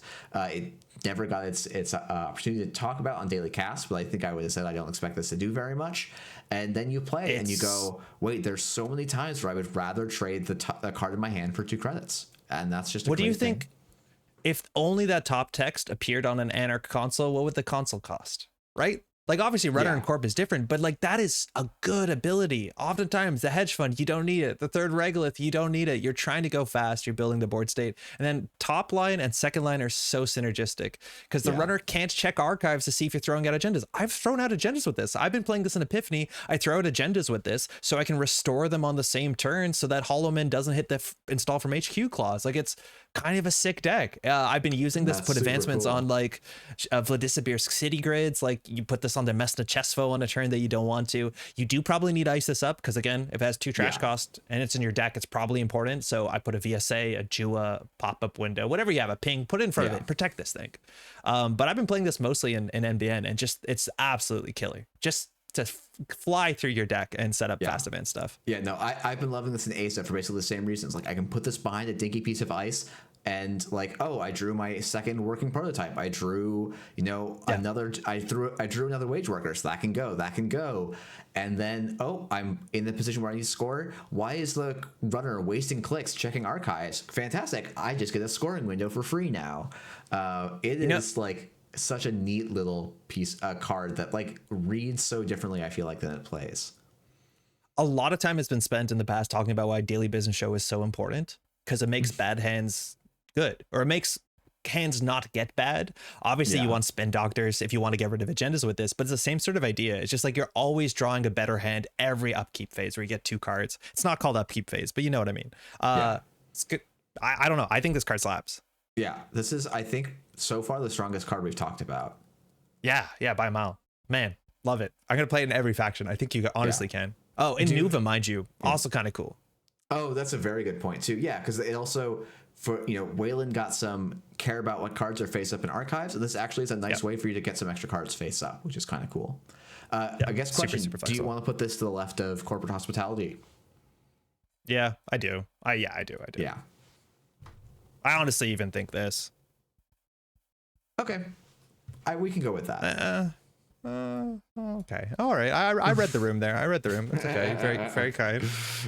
All right. Next up, we got Piece of Ice. It's Botu. I think it's pronounced. 6 res cost, 4 strength is AP. You can go put it in your Thunderbolt deck if you want. It's also a barrier. Has 3 subroutines. Not too bad. Do 2 net damage. Classic Jinteki. And then the second and third subroutine mirror themselves. So you may trash a card from HQ to end the run. So 2 of those in a row. Threat 4 text gives us +2 strength. We've seen this before. Threat 4 text on, or maybe threat 3 text. I don't know what the text on a teeny is, but like having threat on ice to make the ice stronger. Maybe this colors the conversation about this card a bit.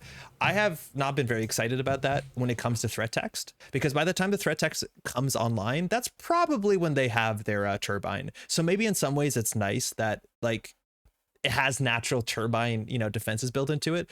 But yeah, it's good that this ice is like not absurd in the early game, but it's also like at that point, it probably matters less. Threat 4 also very awkward number. It's 2 influence. Save this, Chef. What do you think about I think it's a bottlenose dolphin? I think Boto is button. Sorry, button nose maybe? Yeah, maybe. I'm probably not going to play a lot of Jinteki Glacier. It's just not an archetype I love too much. But I think this does have a role as a 1 or 2 of in a lot of those Jinteki style Glacier lists, because, a lot of those decks are like, oh, I want some net damage, but I also want some barriers and I want to be taxing. And this does fit in those roles. It's not a card you want to use as like your early game defense, not because it's actually like under strength. It's actually quite good in the first couple turns. Like Cleaver is not going to break this cheaply in a lot of cases. But almost more so because trashing cards from HQ is a big cost if you have to keep doing it throughout the entire game. I will say, though, unlike a teeny's threat text may as well be blank, right? Yeah. This threat text, I don't think is. Like, obviously... It's not as bad as a teeny. Yeah.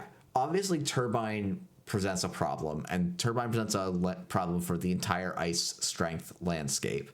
Yep, there's just not much you can do about that to some extent. But, if we like abstract ourselves away from that for 1 second, I think if we imagine that Turbine's not in the world, like this +2 strength, I feel like is actually coming online at a great time for Glacier decks, because this is maybe when you have a Nisei Mark II scored, or you've gotten some of your big ice up and running, and so you start to this leverages that tax, which I think is a big part of how Jinteki wins its end games, is not because you can't ever get into their servers, but because you really can't do it very often, as is true of Glacier decks. And the +2 strength does work on just about every single icebreaker in the format somewhat efficiently. So yeah, this is not a card I'm wild about, but I don't think it's like an unplayable or like bad card, really. So one of the best cards in a lot of the Ag Confusion Glacier decks is Brawn. Brawn is very similar to this, right? It's Biroid, has 3 subroutines to end the run, not unconditionally, as much as you can click through them. But Brawn specifically is so good in Ag Confusion because that first subroutine you need to click through, because letting them install an ice, even if they're never going to res it behind the Brawn, is a problem. You play Brawn over Boto? Yeah, you do. So this is, to me, usually the 3rd or 4th Brawn if you don't want to spend 6 influence, but I think it's almost always right to spend 4 to 6 influence on Brawn. So I honestly think most Jinteki Glaciers right now are probably playing Brawn and then what's it called, Tatubola, because that's really good. And I just don't know if this is worth the asking price. It is also positional ice. Technically, you don't want this on the outermost. I've heard nightmares of like putting a slap vandal on this, just breaking the first subroutine, saying, "What you gonna do?" and then watch the corporation give up, which is like unfortunate. As much as discarding a card from your hand can be an upside for carving HQ, for Regenesis, that just takes a bit more work to make this like, I wouldn't say it's the reason why you're playing this. Yeah, no, I agree. To me, this is a slots are hard card because, like, you know, it's fine. It's just not going to make it into decks, really. But how much better is it than Ivik, right? I think considerably. I think it's considerably better than Ivik. Yeah. Yeah, it's also worth noting having bigger barriers right now doesn't seem as bad as having bigger sentries in some ways. Obviously, Anansi's its own thing because of things like Physarum, right? Like Physarum is actually a big downside to big ice, so having a big barrier is worth a bit more because you can't Physarum a barrier. Yeah. Speaking of big ice, big sentry, it's the Cloud Eater. It's unique. It's cost 10. You probably have one in your deck, sometimes two, probably one. It has every subtype you can imagine, mostly sentry, AP, destroyer, observer, 6 strength. It's massive. Has 3 subroutines, trash 1 installed runner card, give the runner 2 tags, do 3 net damage, clean 1, 2, 3. It's 3 influence, so it is actually splashable. You want to res this for 7 strength in your Thunderbolt deck, people will do that. And then it says, when an encounter with this ice ends, so even if you didn't break the subroutines, even if you bypass that, whatever it takes, if it was res this turn, you got to do one of the subroutines to you. Technically, you don't resolve it, so you can't like Banhar away through it or some nonsense, but you basically pick one of those subroutines and just do it to you. Which there's implications that you're doing it to yourself, not the corporation. Largely doesn't matter. But it's the worst face check in standard. Period. Yeah. No, period. This is way worse to hit than an Anansi with nothing. Yeah. No, this card's quite strong. I don't think there's... It's good. Yeah, it's very good. It's going to go in, I think, at least as a one of in every Glacier Jinteki deck and probably a lot of the net damage decks too. Yeah, it's... The question always is, which subroutine do you enact upon yourself? It's probably the tag one. You can't let the bottom one happen. The first one can be lethal. This is how you most often will end up dying to Sisyphus Protocol because of obvious reasons. I know I have... I don't think we have to talk about this much. This is just a very, very good ice. At some point, Anansi rotates. Do you play more than one of these in your deck? I don't think you do. I think one's good enough. And that's the big thing about this card is like it is 6 strength. And that actually is a break point in which you have to constantly be afraid of, because if you cannot break this, it can cost you the game so easily. So watch out. There's a snake out there. Yep. I could see, I think when Anansi goes, we'll see this as a 2 of, but this is a very good card. Yeah, it's fine.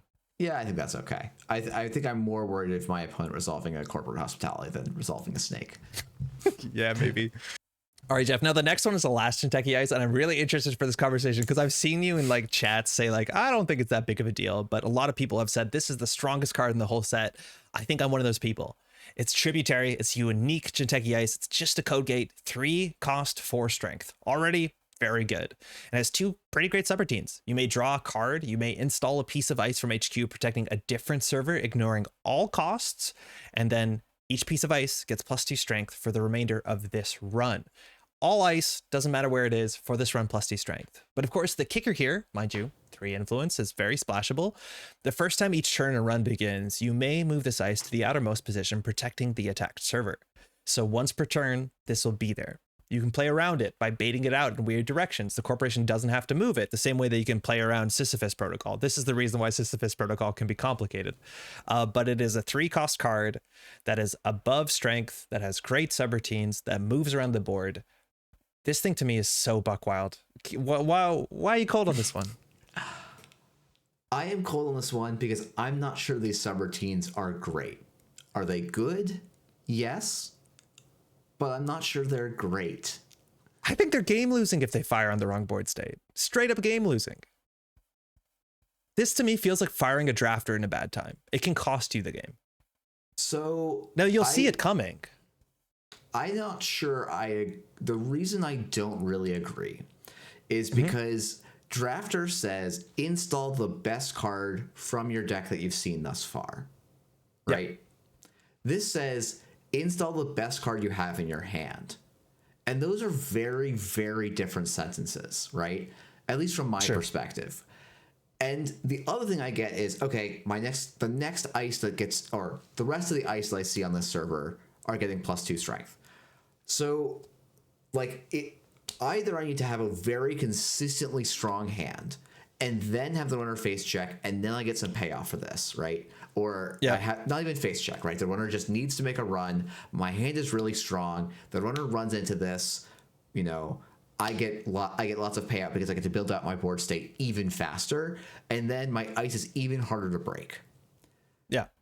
But once we get to the mid game, well, the runner's going to have a breaker out. Maybe they're even going to have Buzzsaw Turbine out. Sure. And now they spend 1 credit every time, once per run. Okay. Yes. So I'm including. But that's all ice, right? Yeah. But then I'm like, okay, why am I wild about this 1 ice that doesn't end the run on its own? To make this useful, I have to either have a hand that's full of gas, or have ice that's so good behind this that it's probably already doing enough of a job.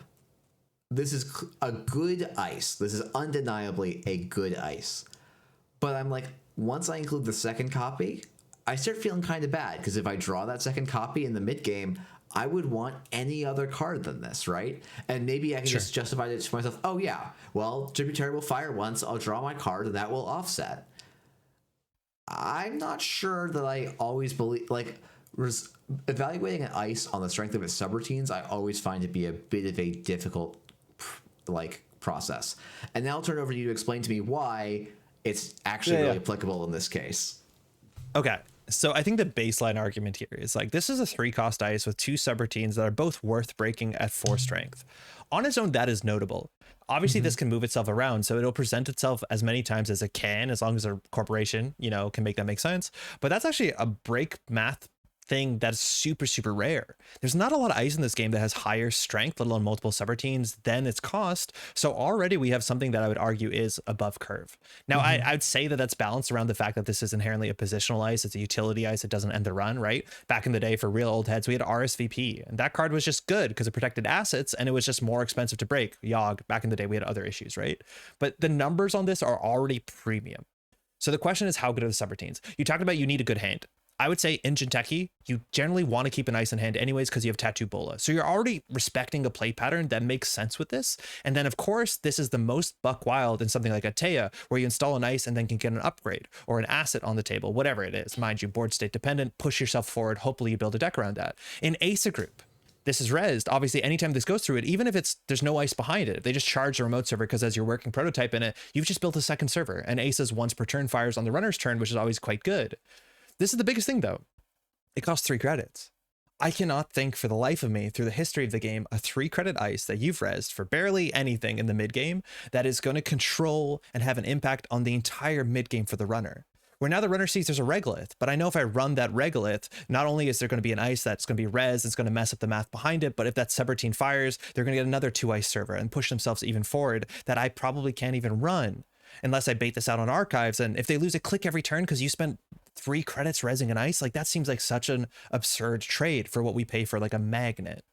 This card also like inherently is just a tech card to some of the strongest things in the format right now, right? Like Inside Job, it just beats it, right? As long as it's not the first run. Things like Bonhar get beat by this. This obviously is absurd in Ag Infusion, where the +2 strength clause matters for a whole table, where then if you redirect them into an 8 strength Cloud Eater, that's a problem. And then the extra copies of this don't feel terrible. It's just seems to me like wild. Mind you, did I say Banhar? Banhar is another good thing. Kit is a really big one too. Kit's really powerful. This turns off Kit's ability. Like it just does a bit of everything, and no part of this card to me feels under curve. And all of it is put in one package. Like I can't get over how like a 3-cost ice that makes you change how you play across the whole table. Because I agree, firing this in some board states doesn't matter. Firing this in Asa, I don't know if I can do that.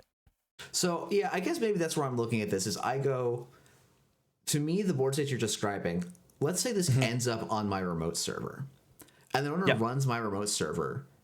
Well, I guess I can shore up my centrals more with that ice I'm holding in hand, but I can't really build a second remote very easily in a lot of decks. If I'm playing a regular Ag Infusion, if I'm playing a regular PD style deck, like this is a nice little utility piece in those style of decks, but it's not going to be... You know, it's like if I'm playing in that style of decks, at some point my game plan is just my ice is going to out-efficient the runner. And, I think you're going to look at this and say, yeah, this is going to out-efficient the runner because that +2 strength is a very relevant subroutine.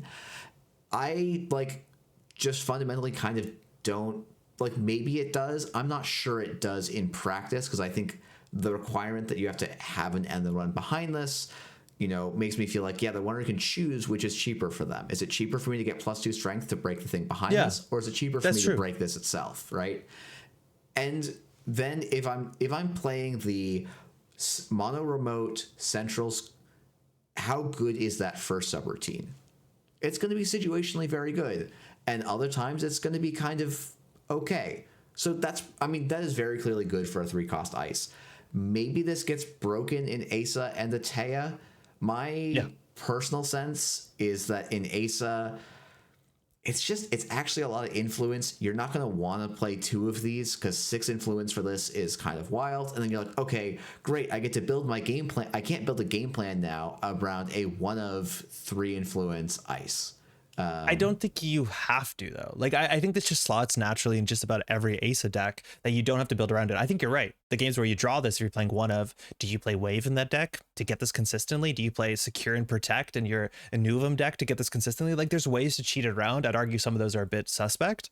But I do think even if the subroutine is just like, if this ice, all it did was draw you a card and destroyed Banhar, which Banhar, mind you, is one of the best ways that people classically have been attacking Asa remote servers, I feel like that's worth the slot. I guess if my opponent is playing Banhar, and they don't say Banhar server 1, click 1, run a central, I don't know what they're doing. I genuinely am not sure, like, how I'm going to create a board state consistently where you're right. They're not going to be able to just and like, okay, maybe. But then Banhar eats this. But then Banhar gets hit on this, and then they can't Banhar the remote.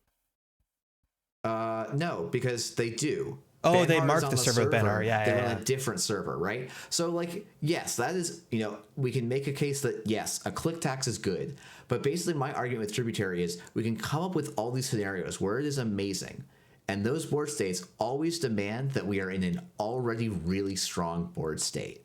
And so this helps us accelerate and close out, potentially, ahead board states. But to me, this ice is terrible in the first 4 turns. And those are turns that I care about a lot as the style of court player that I am, I guess. I agree with you. I think if the runner runs into this and you get a resid for 3 in the early game, it doesn't feel great. You just draw a card, right? Like, if there's nothing behind it, you draw a card. And I'd argue that obviously is a tempo hit. Of course it is.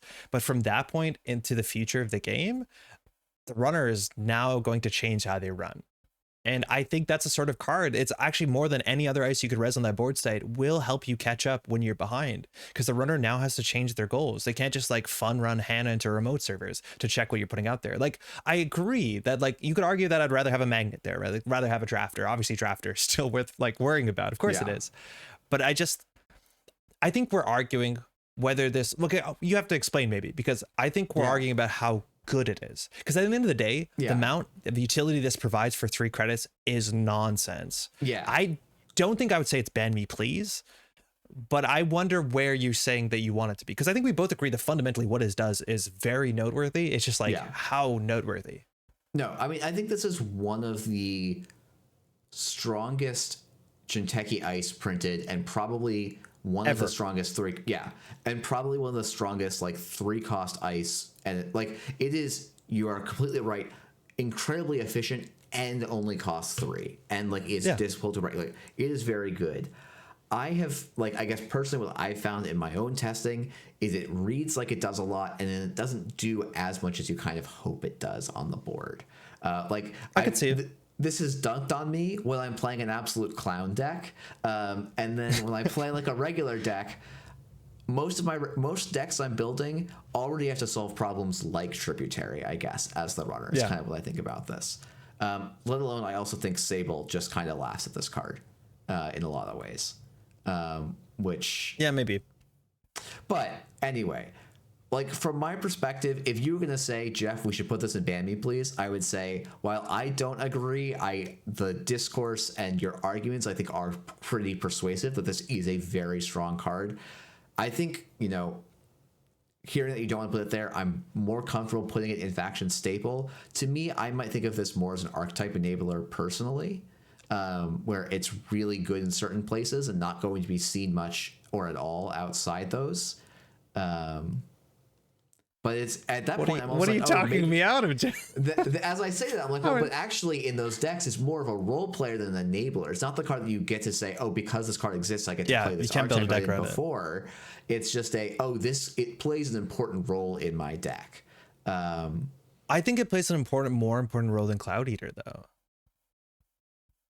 Like Cloud Eater is important because the runner has to know it's there, but it's, you know, not always there. It's more often than not, by definition, not there. Obviously, when it hits, it hits. But I think that this card is going to have a bigger impact on the game of Netrunner as a whole than Cloud Eater was. But you're right. I don't think I'm going to see it in Traps PE, and that's where we're really missing something. Maybe it's great in Traps PE. In fact, it's probably great in Traps PE, where you want to mitosis stuff out, and then it's always a problem the runner has to deal with on top of. Like, it is generally flexible. Yeah, I guess in Traps PE, you just get to keep drawing and installing new traps on the board. Yeah, it's kind of cool. Fine. Yeah. I don't know. It's a faction card for sure. I'll give you the benefit of the doubt. I think if you asked me, like, when I first saw this card, I thought this is absurd. Like, there's so many things that this is doing all above rate and on a cheap package. Like, it doesn't make any sense to me, that I haven't experienced board states where this is not great. But that's another thing too, is like there's a lot of board states where this is just on the table and the runner doesn't run it, so it does nothing, right? Like, that's a problem. So the sort of ice that you wish you were able to res on your own accord, because then obviously it gets to work. Yeah. Do we like Cohort better than it? I mean, like, I personally like Cohort better than it, but I think in reality, I think Tributary is probably the stronger card. Okay. Interesting card. Honestly, I want to know, like, I know Jinteki, obviously, like, Jinteki utility needed some help. And so, like, this does seem like a really push Jinteki utility card. So maybe that's what we want. Obviously, in Atea, card draw is really important. So that's quite nice. All right. We have our last Jinteki cards. It's a Black Ops. Bring them home. Costs nothing. It's a terminal. So this is the final card, kind of like Oppo, kind of like, oh, I don't even know, active policing. Yeah, active policing. This says you can only play it after the turn after the runner has stolen or trashed one of your stuff. It ends your turn because it's terminal, so you're not doing anything else. And it says reveal and add 2 cards at random from the grip to the top of the stack. The order is random 2, I guess. I'm pretty sure. Threat 3. So if you thread it up, you can pay 2 credits, just like active policing, to get a kicker. And this reveals additionally 1 card in the grip at random after you've done that. The runner shuffles it into their stack, which means inherently the 2 that are on top of their deck are also now shuffled into their stack. So it just takes 3 cards, and it's not damage. It's kind of forgetting, the same way that, like, kind of Daniela does something like that. Ignacio, where it's like, it's not straight damage, so it's not an attrition game, but you're building a window because the runner just doesn't have enough cards in the hand to not die to things. What do you think about this one? This one's weird because it's like, I don't know if it's poisonous enough to be that sort of like tempo oppo card where it's just like, it's annoying. I spent 1 click, you have to spend 3 to redraw, which is a legitimately good trade on some board states. But I feel like similarly to oppo, but not as easy as active policing, that you can build a fork with this. Because in theory, you should do like install advance, then play this. And now the runner has to think, I have to contest that server. What am I going to get hurt to? Anemone, the agenda, PE, see how they run. And so they have to figure out what to do. Like, that's the use case of this, which is kind of difficult in those sort of trap decks specifically because slots are really hard in those trap decks. Yeah, it's just like, oh, the biggest fear for me is something like a mitosis into bring them home turn. Like, it's just like, oh, I have to figure out how to not die here, and there's so many different cards that kill me in this board state, and just drawing up feels very risky. But maybe that's just like, it is that mind games, you know, style of thing, that it's the, I have to make the right call, and maybe, you know, there's a way to make it so that there is no right call. I think even sometimes, like, a turn, you know, if you're splashing for wage workers, install 3 naked cards and then bring them home. Hey, one of them is a snare, one of them is a reaper function, and one of them is a sting. Like, that's going to be a tough turn for you to navigate as the runner, regardless of like what your ID is, I feel like. So you described it as a tough turn, but like, I argue that's not a tough turn. The turn is just draw, draw, draw. Right? Like, you can't interact with that stuff. And I'd argue that it's actually really hard to make a board state in which you have to interact with it on the turn this is played. So, like, what can you do? I think mitosis is by far the best case, where now there's 2 things on the table. You have to worry about, like, clearing house and Ronin and having cards in hand. But I would say if you start with your turn with 2 cards in hand, you cannot check the mitosis table. So maybe this gives you the, you know, the ability to score out a Fuji, Neurospike, Seamless combo, something like that. But, like, I'd argue that this doesn't generate forks. It just buys you a turn. What can you do with a turn? Because I don't think you can face check unless you like diesel click 1 or have a nuka on the table. Yeah, I mean, I think this always gets back to that ever elusive tempo PE deck that seems to always be rumored about and turns out to just be grinder. And maybe this is finally the tempo card that deck is looking for. But like to me, it's like, you know, like, yeah, you're right. With just 2 other clicks, it is hard to set this up as a true fork. I think wage workers like just throw 3 naked assets on the board, play this. That's where you start looking. It's like, oh yeah, maybe there's been a Reaper function on the board this entire game that you haven't been able to check because my whole game plan is just spamming out assets and then using cohort to cycle through my deck quickly as quickly as possible to keep finding new assets and stuff. Maybe that's your game plan. I don't know. I think this one is probably the weakest of the 3, and I don't think I'm sad about that. No, it's like we haven't mentioned this so much in this video, but it feels like there's a lot of cards in the set that are like kind of balanced about probably being bad. But if this card was good, I would be upset about it, right? Like there's a bunch of cards in this entire set, runner and corpse side, and this is like definitely one of the examples. Like if this was the thing to do in most Jinteki decks, probably would be miserable. So we're hoping that it's not, because it's hard to actually build a fork which is not just like you lose a turn to draw. How do I capitalize on that? Trick a light, Lacosta? I don't know. It's hard. Yeah. Should we put this in role player and keep going, or do you feel like there's more to say? I think this card, what it does is interesting. I'm not expecting to see it, but I do think eventually there can be a deck where this is going to be important. But again, I don't expect to see it. I don't think it's a binder card. I don't think it's a slots or hard card. I think it is powerful enough. I just don't know what the payoff is after that. Agreed. And like it's probably going to be a deck that shows up for a little bit, like probably wins a big CO or something, and then probably kind of disappears a little bit. Especially when people learn how to play against it, because that's one of the hardest things. Like imagine someone does this to you and you're like, wait, what should I do? Right? Like that's a hard call to make, but open deck lists makes that a lot easier. So that will work in tournament setting for sure. All right. This is Jinteki. I think a lot of generalist stuff is what's doing well. Just good ice, good economy, utility assets, right? Like it's not the flashiest as much as like Sisyphus is very flashy. And I know you don't like the other agenda too much, but it's like kind of what you wanted for generalist Jinteki. My only thing to say is I still don't think generalist Jinteki has an agenda to score out, which I was hoping we'd get in this set. Yeah, no, I think that's probably true. You could argue Sisyphus Protocol is what the generalist Jinteki wants to score, in that I need to score 3 agendas game plan, and it's not the worst for that, but yeah, I don't know.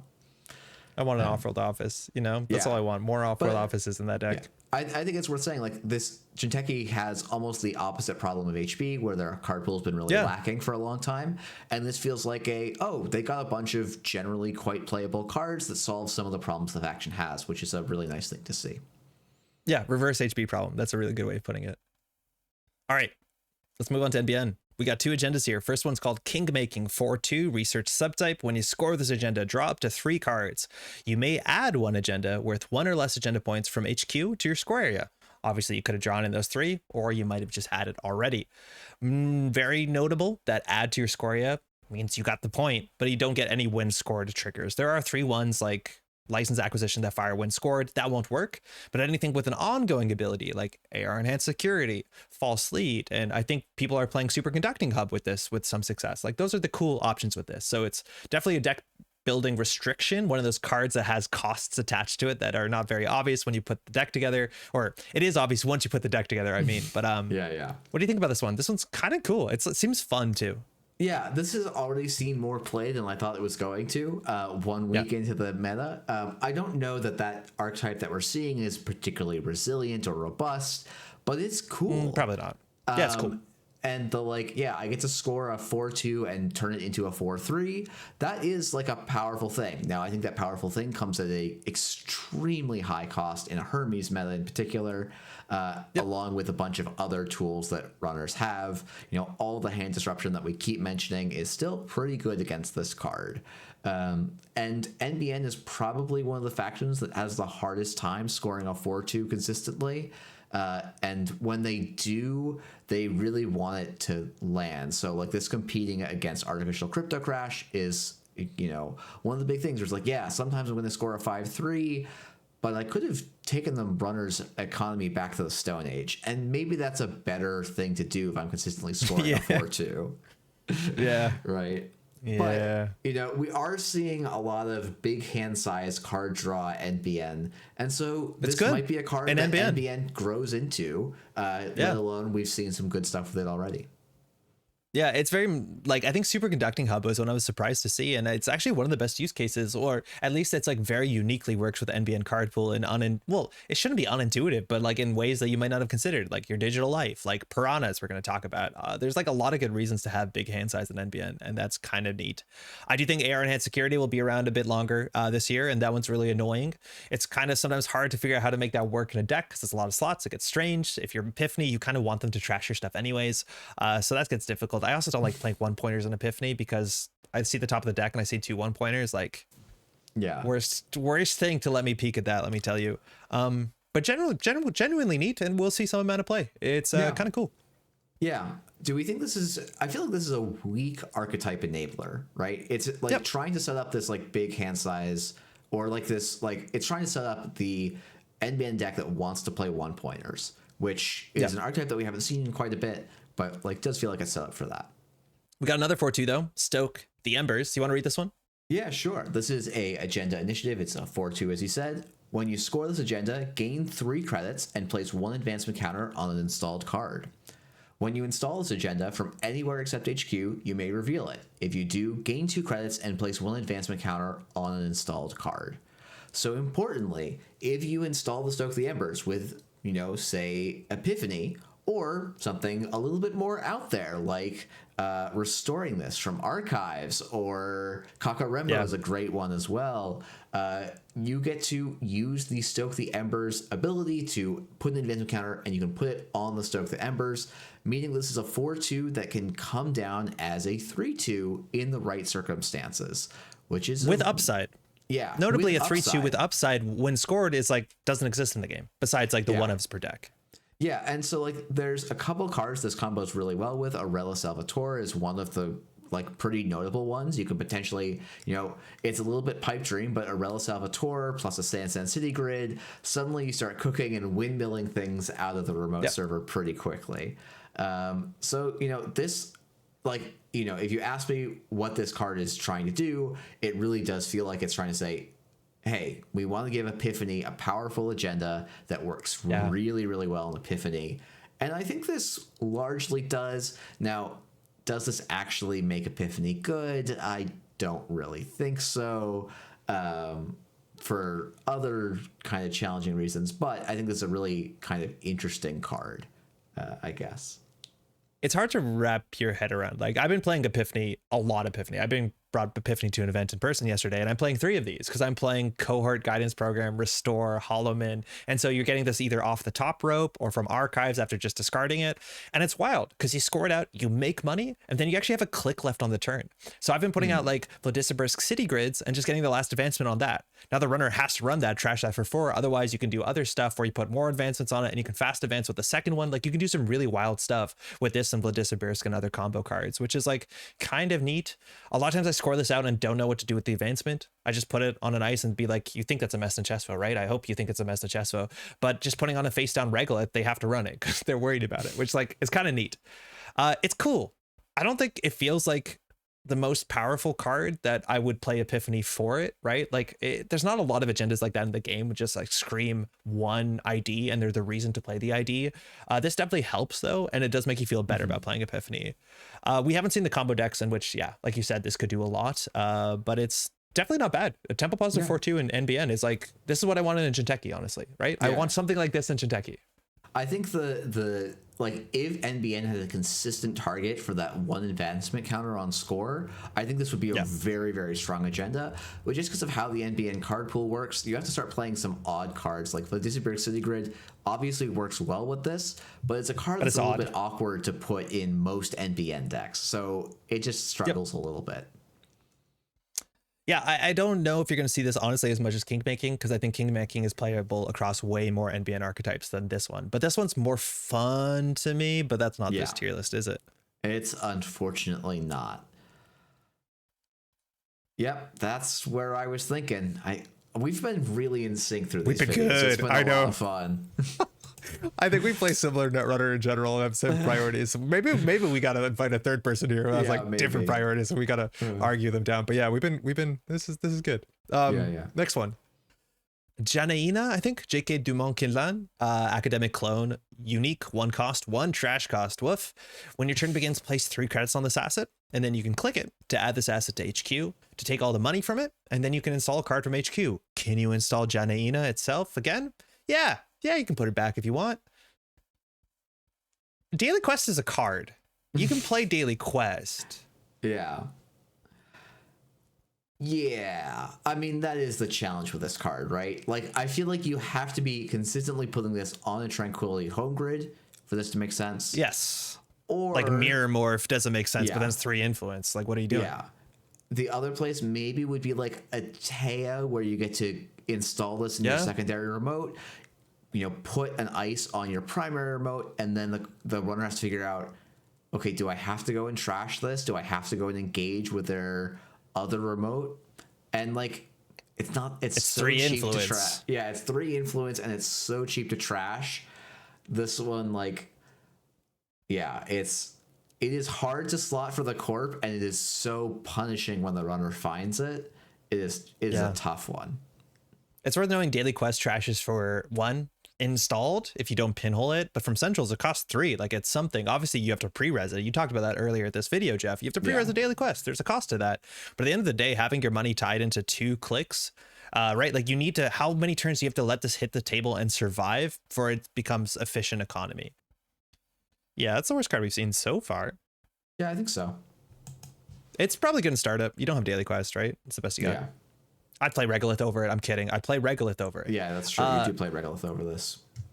Speaking of worst cards in this set, potentially, it's Capacitor. It's a 4-cost barrier. It's 3 strength. It gets +2 strength if the runner's tagged, which is nice. 5 for 4 is okay. It has 2 subroutines. The first was gain a credit for each tag the runner has. So on most board states, that's not a subroutine. And then it says end the run. It's 1 influence, so it's obviously universally splashable. This card to me is like the perfect triangle of when you talk about ice, you evaluate like what it does to the runner, how bad's a face check, what it costs to break, and it fails in all those categories by miles. I do think having a midpoint barrier in NBN right now is actually pretty interesting, because for me, the only barriers I play in NBN decks are ping and wraparound, and it's kind of leaving something to be asked for. But at the end of the day, ping 4 for a face check that does nothing. Breaking it for 1 credit with Cleaver is bad. With Kurapura, it's not bad because they break both subroutines. We have to say Acme, and Acme at being 5 strength is okay, but at the end of the day, if this ice is only slightly better than Palisade, why are you doing this, right? Yeah, I mean, yeah, it's a little bit of Acme support, with Data Ward going. It's not very good Acme support. It's a card with Cleaver in this game. It sees no play, and even if Cleaver was to leave the game, it's really hard to imagine. Like, Corroder will still break this for 2 credits most of the time. Like, it is really tough. And like, if you are in a situation where you're consistently tagging the runner somehow, then I think this ice is serviceable. Like, if this is a 4 strength, 5 to res, gain a credit, and the run, like, that's okay. That's okay. That's not a great ice, but that's I need a barrier in my deck and this can fit ice. But because that's gated behind having the runner already be tagged, it's so hard to find a slot for this, I think, anywhere.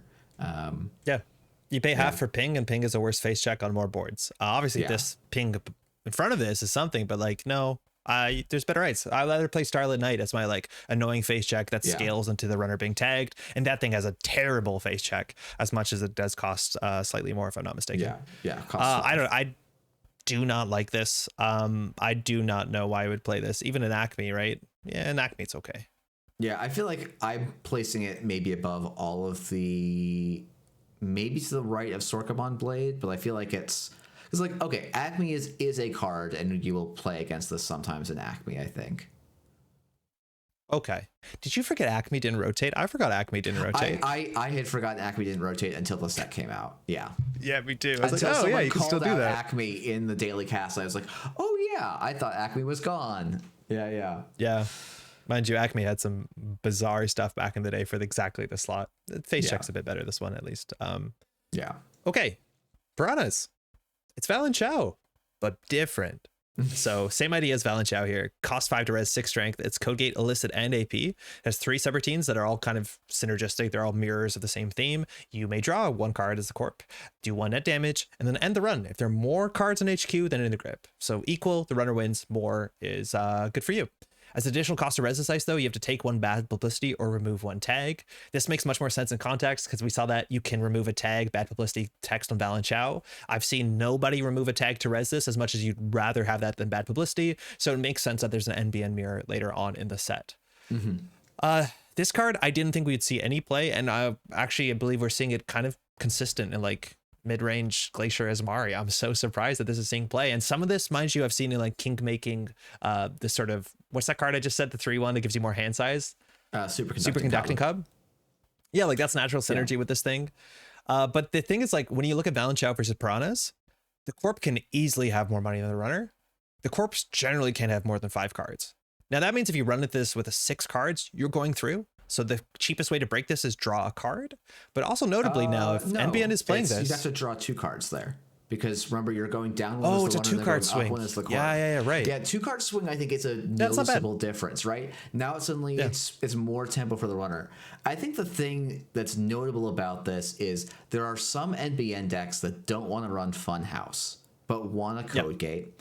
And Toll Booth is a little, like this being 3 cheaper than Toll Booth, I think is pretty notable. And again, I think subroutine counts do actually matter quite a bit in this meta. Like, yes, like resing a Toll Booth and having the runner spend a Botulus counter and 3 credits to break feels terrible. If they spend a Botulus counter and you get to do a net damage and draw a card, that feels better for you as the corp, and you've saved money on that Toll Booth res. And it's going to continue to kind of pay off. So I think this like movement towards a higher number of subroutines is something that can kind of be overlooked, but is, I think, actually somewhat potent in the way that most runners deal with ice in the game. As you know, Physarum Entangler, also another card to shout out there, where this does help, you know. And so, like, it is a weird card to see, especially because you think, like, oh, yeah, those Glacier Asmaris don't want to take a bad pub. But, you know... They don't mind. I don't think they mind that much. You can't run that much. Their ice gets chunky enough that they can afford to make it so that that is not as bad of a... Like, you will spend more than that credit to break the Piranhas each time, and that's an okay exchange for them. What is also very notable about this, and I'm not sure if I love this, is like damage on ice has largely been restricted to 1 faction, right? And so now if this universally sees play in NBN, we kind of ended into that same, I don't know if you played back in the day where like you could see Cobra in NBN decks, where it was just like a sentry because that deck didn't have a sentry and that was a reasonable face check. But the idea is that as a criminal where your cards are not replaceable and face checking into NBN, like if you lose your breaker, is the game cooked? So like how scared do you have to be about face checking an NBN and taking 1 net damage that actually has a huge impact on the game, right? Like playing Kit and losing your 1 Ashen Epilogue or whatever, right? Like it actually can matter. And now there's slightly more teeth to the face check in a faction where you're just expecting tags at a maximum. I think that's like kind of noteworthy and very weird. I think it is a little weird. I think NBN has had a lot of discard from hand effects on their ice in the past. They've tended to be kind of weak. Yeah. They tend to be kind of weak, but... I don't know. They're not like, they've never been completely unplayable, I feel like. They're just not quite as efficient as the best ice in slot. And this giving a bad pub, I think, is a real downside for this. And runners, for sure. Like, especially if you end up in a meta with like lots of Arasana or something, I think this card's just becoming actively harmful to your deck. And you kind of can't res it in those situations. And so... I think your point is very good. Like, as a criminal, you have to kind of judge that risk. But I think you have a lot, as a runner, you have a lot of control over how much risk you want to engage in. And so I'm not as worried about that aspect of the card for this. What's also noteworthy, like, I think I wasn't very hot going onto the NBN ice in this set in general. And I think a big thing about this is, like, it's not universal NBN ice. Giving bad publicity when you're playing like near a tub, when you're playing an acid-based deck, the worst thing you can possibly do because you basically reduce the trash cost of all cards in your deck by 1. You also can set up weird board states where it's like, do you think you ever run through ping and then you jack out, clear the tag, run back through the ping so they can't res the Piranhas? Like, I think there are going to be some board states where it's ping into Piranhas. That will be cool. You can set that up. But again, it doesn't fit into every single NBN deck. Probably the Glacier ones, probably the remote server ones, the ones that are playing Seamless, Hollowman, and re-education combo decks. Like if the game's over in 6 turns, what does bad publicity matter? Yeah, no, for sure. I think this is a really solid archetype role player. It's not bad. I don't know if it's exactly a faction staple because, again, I think half the NBN decks can't play this, but I think it's actually quite powerful in the decks that can. Yeah, that's probably too low. That's where I was. It feels a little low, but like it's kind of where I want to put it too. I don't know. I think it could go on that side. I think that's fine. Yeah. I think it's better than it looks. Yeah, for sure. Now our last dice, another big unique one, kind of like the Cloud Eater. It's Seraph, unique, all the subtypes, Sentry, AP, Observer, Deep Net. It's the second card it's been on, first Corp card. I thought we were meant to not share subtypes between Corp and Runner cards. NSG. 3 Subroutines though on this one. 3-2-1, just like the snake, except backwards. The runner loses 3 credits, so if able, they just lose it if they can. Do 2 net damage, give the runner 1 tag, and then when the runner encounters this ice, this is different than Cloud Eater, mind you. When the runner encounters this ice, they either lose 3 credits, suffer 2 net damage, or take 1 tag. So the exact same timing like a toll booth, not like Cloud Eater, which is after you pass it, which is generally more applicable. I don't think I mentioned it's a Sentry, 5 strength. 10 cost. We have 10 strength sentries that see consistent play in some NBN decks. Is this the 4th one? I mean, I think the consensus has been no. Like it's interesting to me that that's been such a unanimous consensus because I've played some games where I'm like, okay, Hydra becomes a res for 5, take a tag, and then the runner just breaks for some amount of money later in the game. And to me, I'm like, well, I look at Seraph and the initial face check like is not as good for you as the Corp. And I think that's basically the thing that differentiates it. Yeah. Which is like a kind of interesting thing where it's like the better thing about Hydra is that it's secretly often a 5 to res piece of ice. Which is nonsense. It says 10. Yeah, that's the thing that's broken. And so Seraph is a significantly more punishing card to face check into than Hydra for the runner. But as a Corp, you have to think about what am I going to do off of the damage I do off of that face check. And if you spent 10 credits, you're probably not doing a lot off of even draining, 6 credits from the runner if that's what they choose. So I think also notably, if you want to compare this to Hydra or even Toll Booth, this doesn't end the run. The runner can always go through this. That is a legitimate downside. Obviously, if you put on their scoring server on Centrals, like the runner can just send it. It doesn't have implications. It's not if you don't have 3 credits to end the run like Toll Booth. You can just go through this for 0 if you really want to. And that's not great.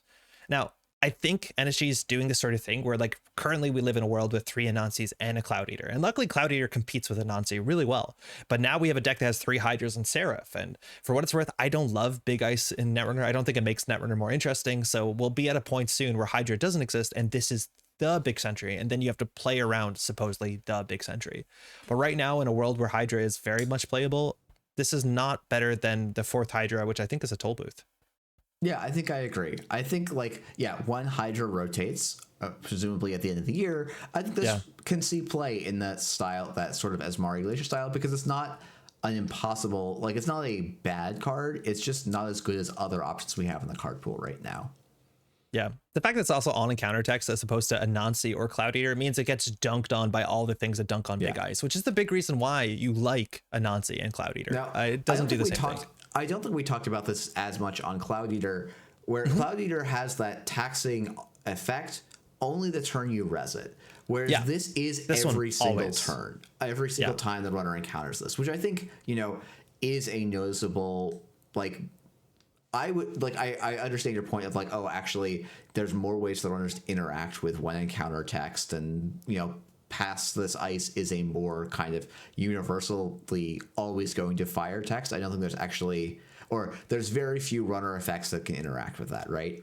Yeah. But being active always, I think, is a small point in this card's favor. I don't think enough to really save its playability at the moment, but it's a small thing to note. It's funny, like the conversation I've seen in a lot of places has been like, man, like, why did NBN get Seraph when Jinteki gets Cloud Eater? Cloud Eater is such a better card, it's 1 strength higher, its subroutines hit harder.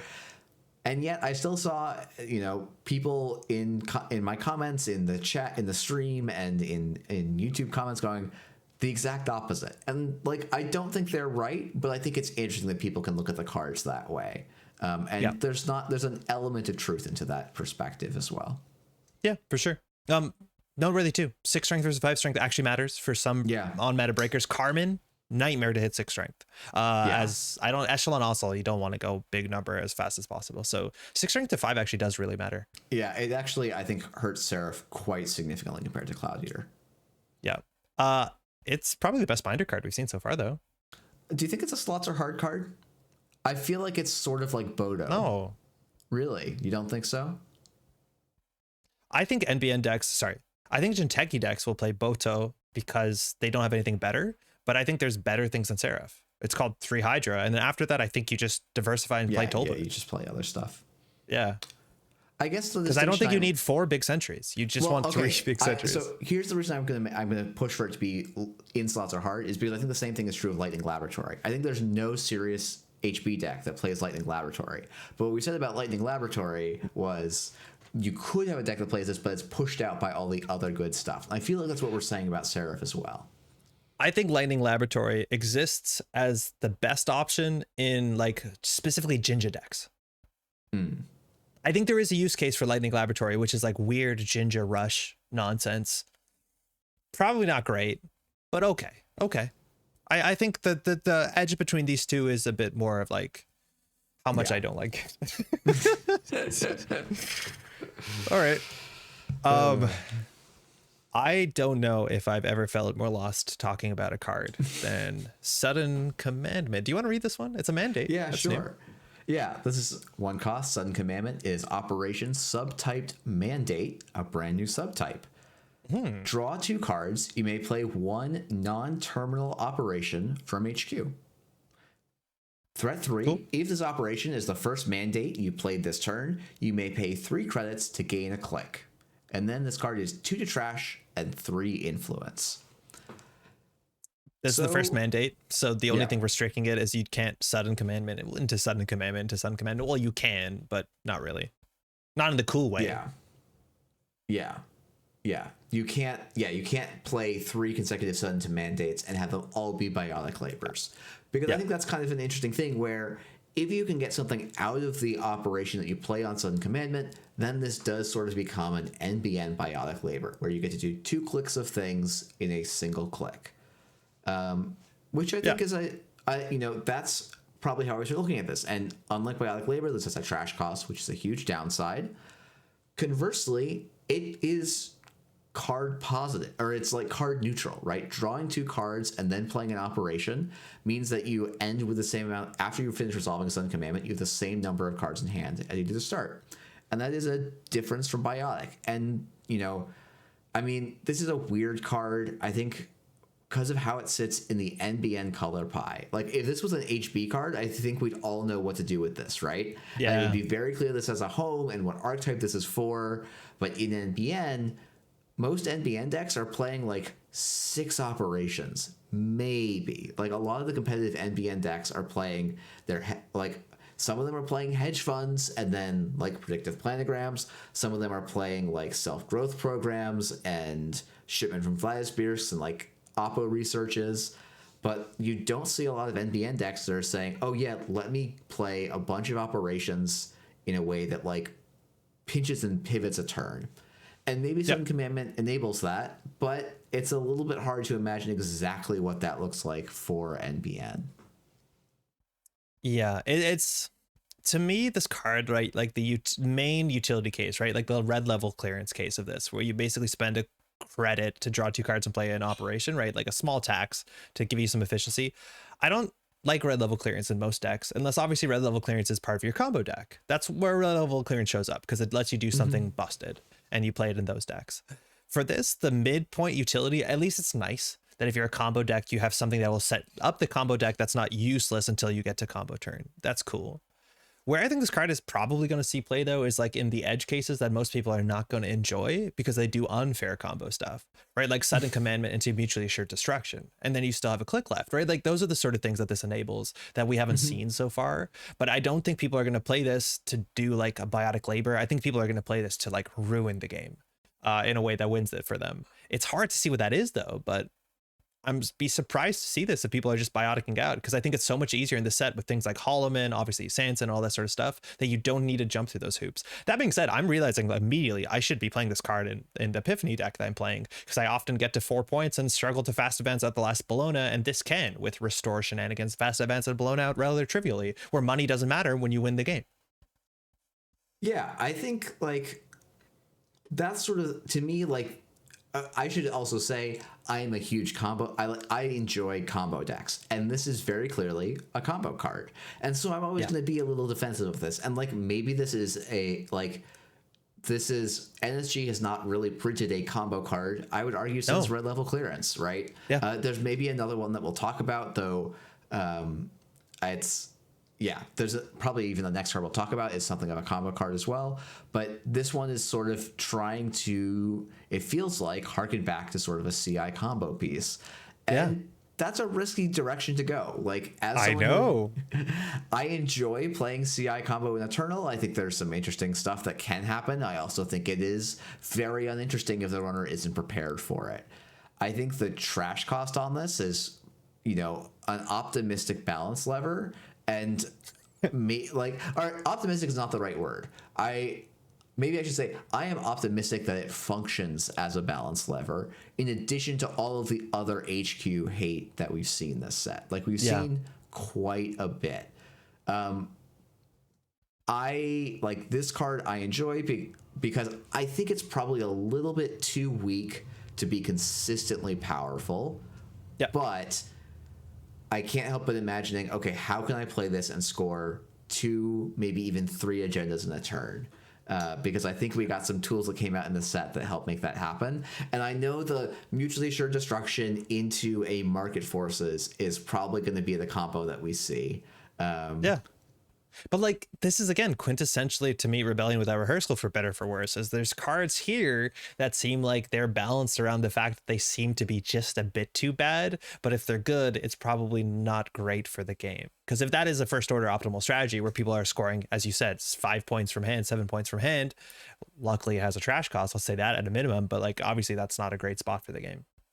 Yeah, I think this having a trash cost means that it's fundamentally as interactable as in the agendas you're trying to score. And for those decks that are trying to set up mutually assured destruction combos, while Ob has done some where it's like, oh, I only need to res my upgrades to mutually assured destruction kill you, most NBN decks, the way they're going to try and achieve that is probably by going out horizontally, which then means they probably have fewer cards in HQ, which then makes it easier to snipe and interrupt the combo.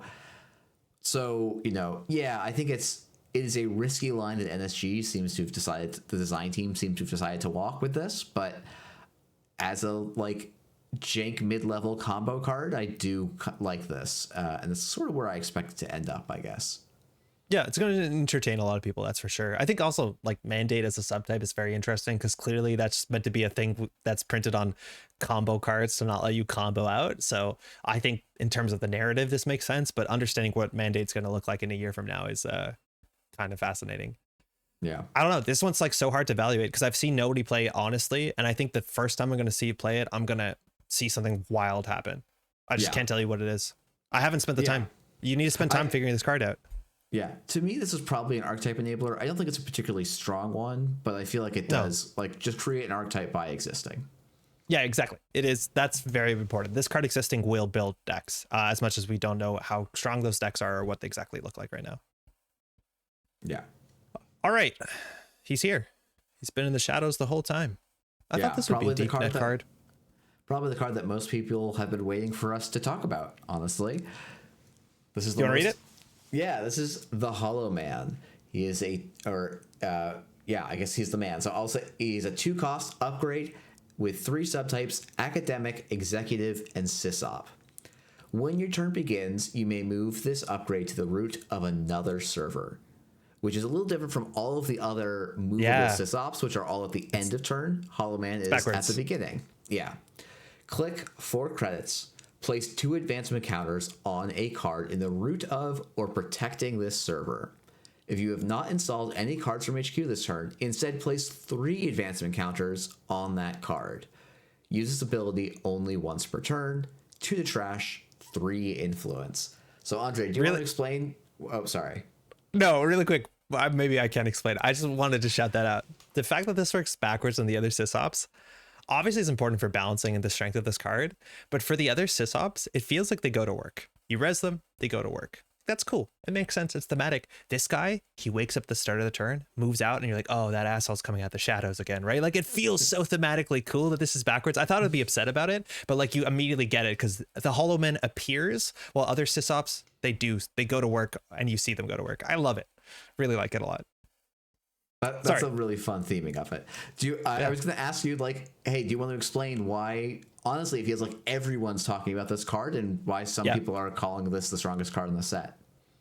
Yeah, okay, so it's a very interesting card on a bunch of ways. Firstly, it allows fast advance and never advance in really strong ways. It is very expensive. At a minimum, you're spending 6 credits to fire it, 6 credits and a click for 2 advancements. A click for 2 advancements, it's seamless launch. It doesn't care if the card was installed this turn or it was installed this turn, so you can never advance 4 2s. You can install fast advance 3 2s if this is on the table, and because of its claws, you can protect it. You can install it on HQ. It looks like a Chrysium grid. It's behind 3 ice, and then you just move it to maybe a well-defended remote server, if not a new remote server, whatever you want, you can fast advance with it. Now, 6 credits for fast advance is market rate, as much as classically that was attached to things like Sands and City Grid, which you have to put on the table and trash it for 5. So this seems kind of fair. However, when it comes to putting 3 advancements on it, then you can start to do wild stuff because you can never advance 5 3s because you can do triple advance if the 5 3 is already there and this guy moves in from the shadows. Stuff like that works. And that's cool.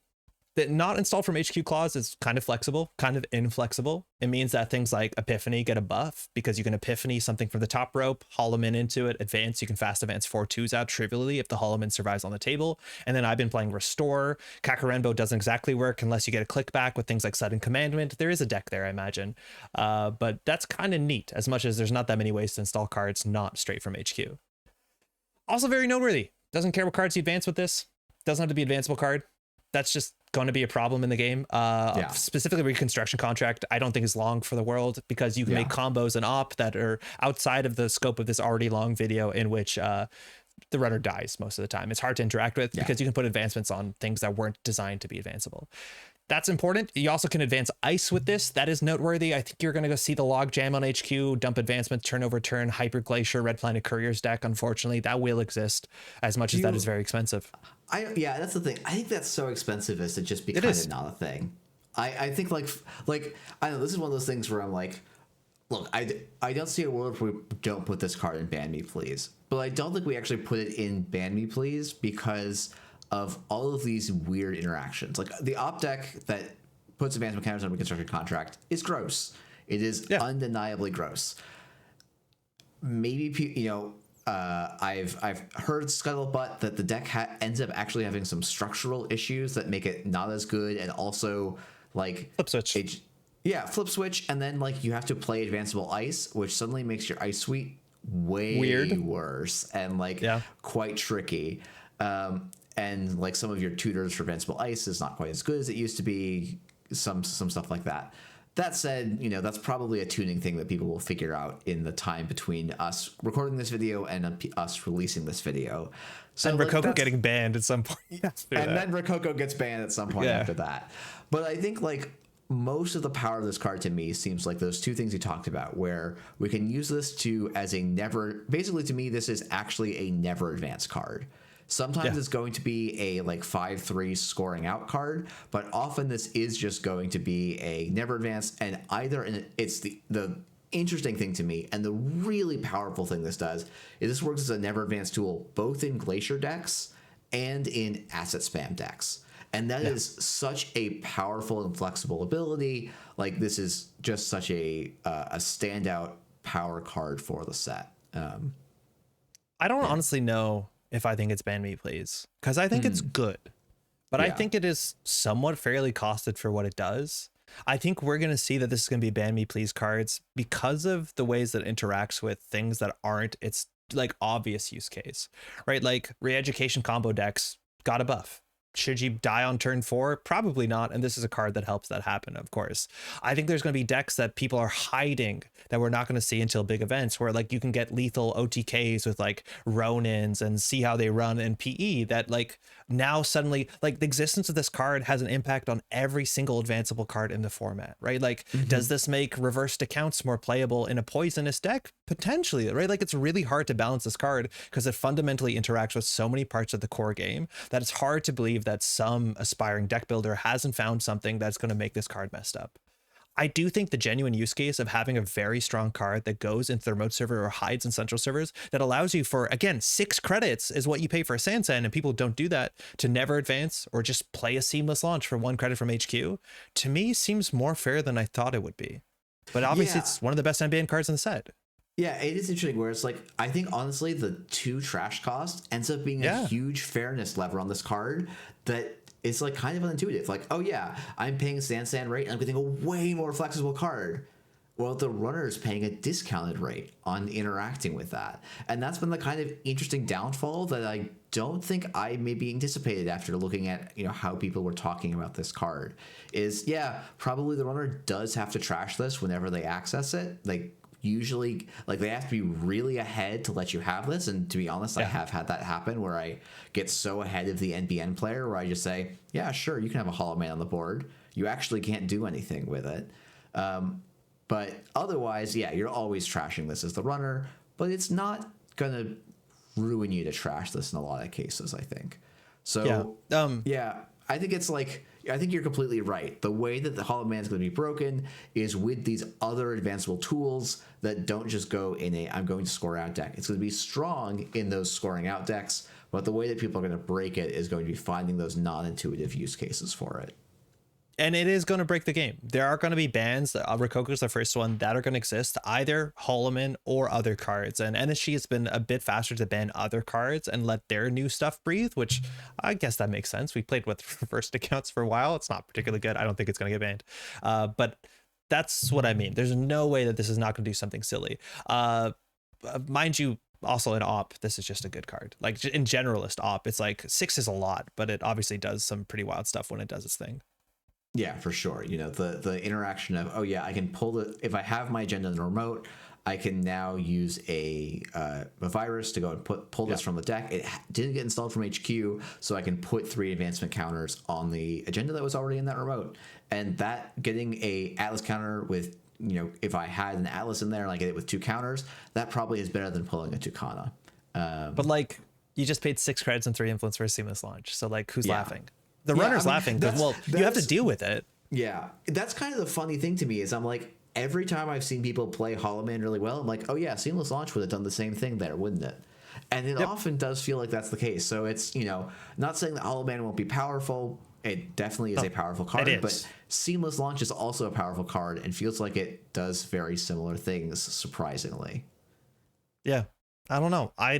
It's obviously a ban me please card because it's going to ban cards, but like, I think if you ironed out all the weird interactions, which is like, okay, we're building our own goalpost wherever we wanted to at this point. It's like if this had advance a card that can be advanced, I don't think it goes in ban me please. I actually think like that one interaction maybe takes it out to me. I think it still might, because I do think there's going to be like P combo decks that we're not expecting. I think there's going to be weird combo decks. That's fair. But it's playable in every NBN. Is it ban me please? It's the best card in the set. I feel like I can't imagine another corp card we put in ban me please. I feel like having an empty top tier list would be a little bit. Have we done that? I'm trying to remember now. Maybe. Yeah, I think we might have actually. We might have. But like, I'm okay to let Holloman, like, let him freak. Like he's doing cool stuff, and I'm down to see it. I don't feel like it's messed up yet. Yeah, I think that's true. Yeah, it's like, I think there's probably going to be Hollow Man might leave a trail of bodies, but I'm not sure that he's going to be the body that we see on the floor. No, which is, I think, on theme, as much as I'm not sure what the Hollow Man gets up to. It's good. It's good. It's good in NBN Glacier. It's good in NBN remotes. You can see in every NBN deck. You definitely are going to, it's expensive though, so figure that out.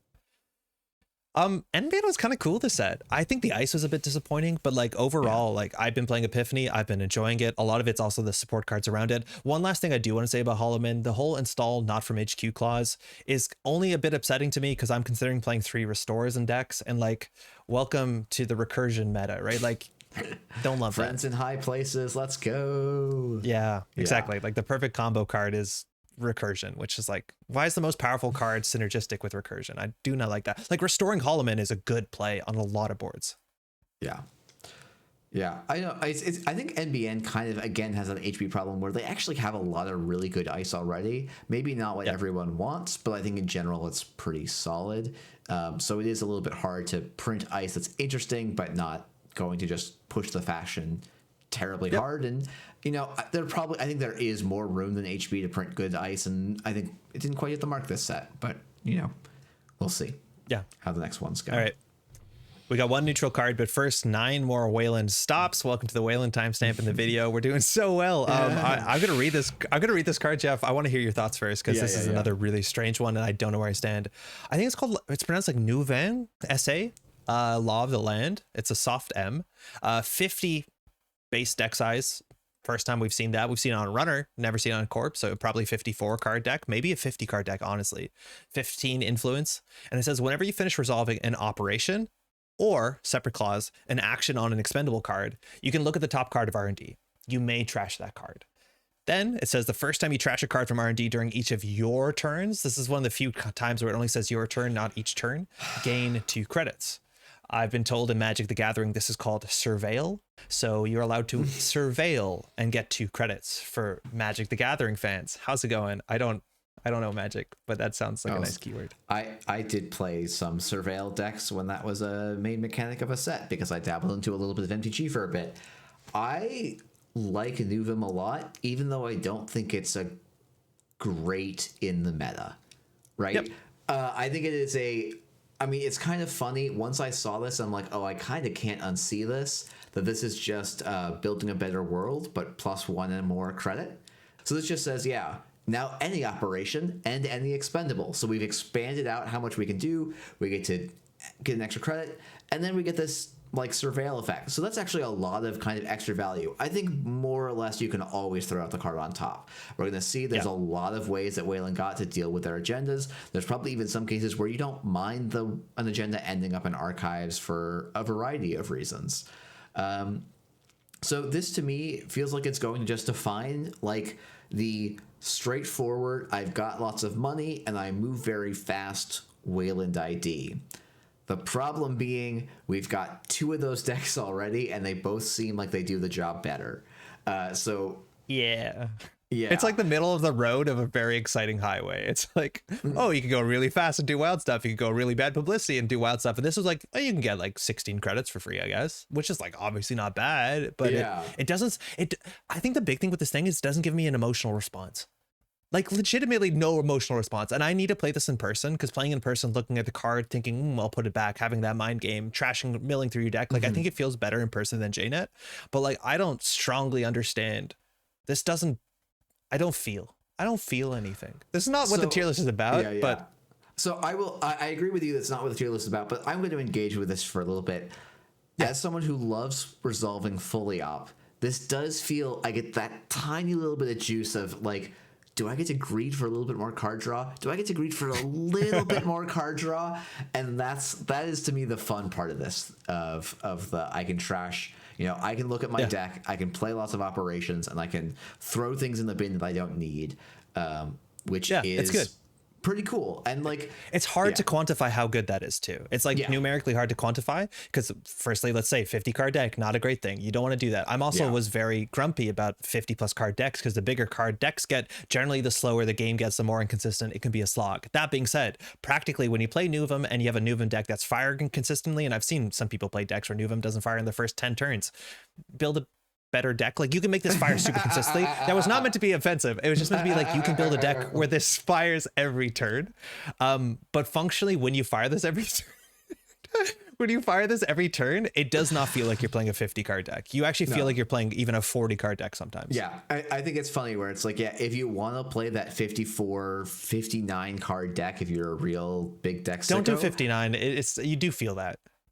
You don't play it in New them. Interestingly, right? I think you want to play, if you're going to do that, you're going to play it in an ID that like gives you value from just Built to last. slowing the game down. Yeah, built to last. Maybe grinder op decks. You know, I don't endorse them, but I understand the people that play them.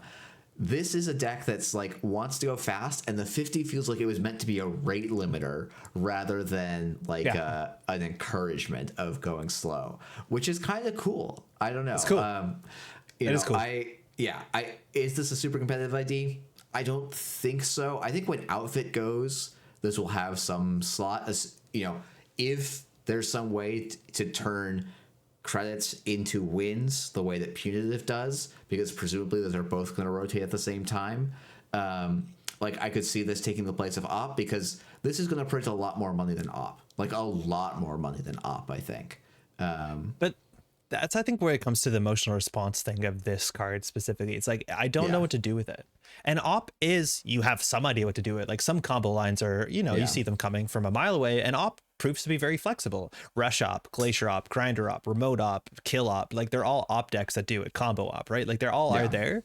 But for this deck, I feel like its ability is so broad, which sometimes is upside. Like Asmari is very successful with a very broad economic ability, but like transitioning generic economic brute force into a Weyland win, you actually generally need slightly more tricks. Like you need border control into sandstone. It feels like you need regulatory capture, big deal to cheat out the game. I think big deal does see home here, unfortunately. So like to me, it's comparing to the other identities, it doesn't scream like it has anything it does better than anything else. If you're generalist, like I don't know if you can play generalist Weyland. I don't know that you can right now, but I think having this here as a potential for a generalist ID, I think is a nice place to be, right? It's almost like it's the opposite problem of Thunderbolt, where it's like the faction doesn't have a good, well, okay, maybe it does have a good generalist ID right now, but you could argue that Weyland doesn't. But yeah, that's true. Yeah, it's more interesting to build a better world, but like that's saying nothing. Yeah. And so it's like, you know, I think it's for you and me who are very spiky and want to have a very clear game plan. I think this ID doesn't do a lot. I think for people that are newer to the game, this is a nice, like, obvious draw of like, oh, I can just play lots of operations. I can like play some expendable cards, and I will push forward tempo, and I'll slowly learn what playing that style of game plan can look like, and then that can kind of like teach you and transition you into moving to other things. And there are people that just like to have silly high credit numbers, right? Like that is a thing that some people will like to do. Sandberg existed, right? There's, you know, and that's actually a real payoff for high credit. It's not just a punchline, I guess. But, you know, I think that is like sort of how I look at this, is like, yeah, this isn't a hyper competitive card, but a generalist value ID has at various times in Netrunner been the best ID to be. And so I wouldn't be shocked if Nuvim gets a moment in the sun, depending on how the card pool evolves over time. So to me, like, this is not this isn't stellar, but this is, you know, serviceable. Yeah, I don't know. I think I want something more focused. I do think it is the ID that if I went to a casual game night, I'd most likely want to play, because sometimes op can be a bit much late on a Tuesday night at 7 o'clock, and this just feels fun. But yeah, I wonder if we're wrong about this, like if it is good, but like so far we've just seen everybody. I think people will figure it out more. It will mature. Okay, I think. Yeah. I think also it's worth saying the expendable cards are generally quite good. Like, yeah, but it also upsets me that the expendable cards. Okay, side tangent. Nuvum, armed acid protection. There was meant to be this idea that the archives matters, and that did not come through, right? Like the idea that I expend a face-up agenda in archives, I throw out my slash and burn, which slash and burn is killer. Gain 2 credits after paying 1, like gain a credit, slash and burn is sick. But I feel like we don't have the tools to make that the sort of intimidating, blase, it's an archives, what are you going to do about it force that maybe was promised to me. And by promised to me, I made that up and promised it to myself, because it seemed like that was the writing on the wall. Nobody actually promised it to me. But like, it's just not there. And I thought we'd see something like that. Like armed acid protection cares about face-up cards. we thought that was the missing piece. Everyone's like, armed asset protection is going to be what the new Weyland is, and then it's like trash them face down. I'm like, what, why? You know, like there's still there's still frustrations there. Yeah. No, I agree that there's more frustration than there should be there. You could argue the tension is like, oh, okay, as the corp, they resolve. Should we just They resolve the next card we're going to talk about, eminent domain. Yeah. They put a 1-pointer face up in archives, and now is when you go, okay, if I run archives, I'm going to turn on a couple of key cards in their deck because I've not been doing it intentionally as they've been filling it up with face down cards from their ID ability. Is that 1 point worth powering up their deck? I think that's that's the high. That's 1 point. Yeah, I mean, unfortunately, I think it is not a super interesting question because it is just worth the 1 point. But you know, I think it's a fair complaint. I think, you know, it's not every card's going to hit and synergize well. And, it's okay. It'll get better. It'll get better. It's just like there's a bunch of loose ends that weren't tied up, and I thought we would see a bunch of knots at the end. Where do you want to put this? Like, I feel like is this a slots are hard ID? Yeah. It's good at slots are hard. Yeah, I agree. I don't think this is not a binder card, but it doesn't really create or enable or like do anything in an archetype particular. It's just a generalist card that's not quite good enough for the faction it's in.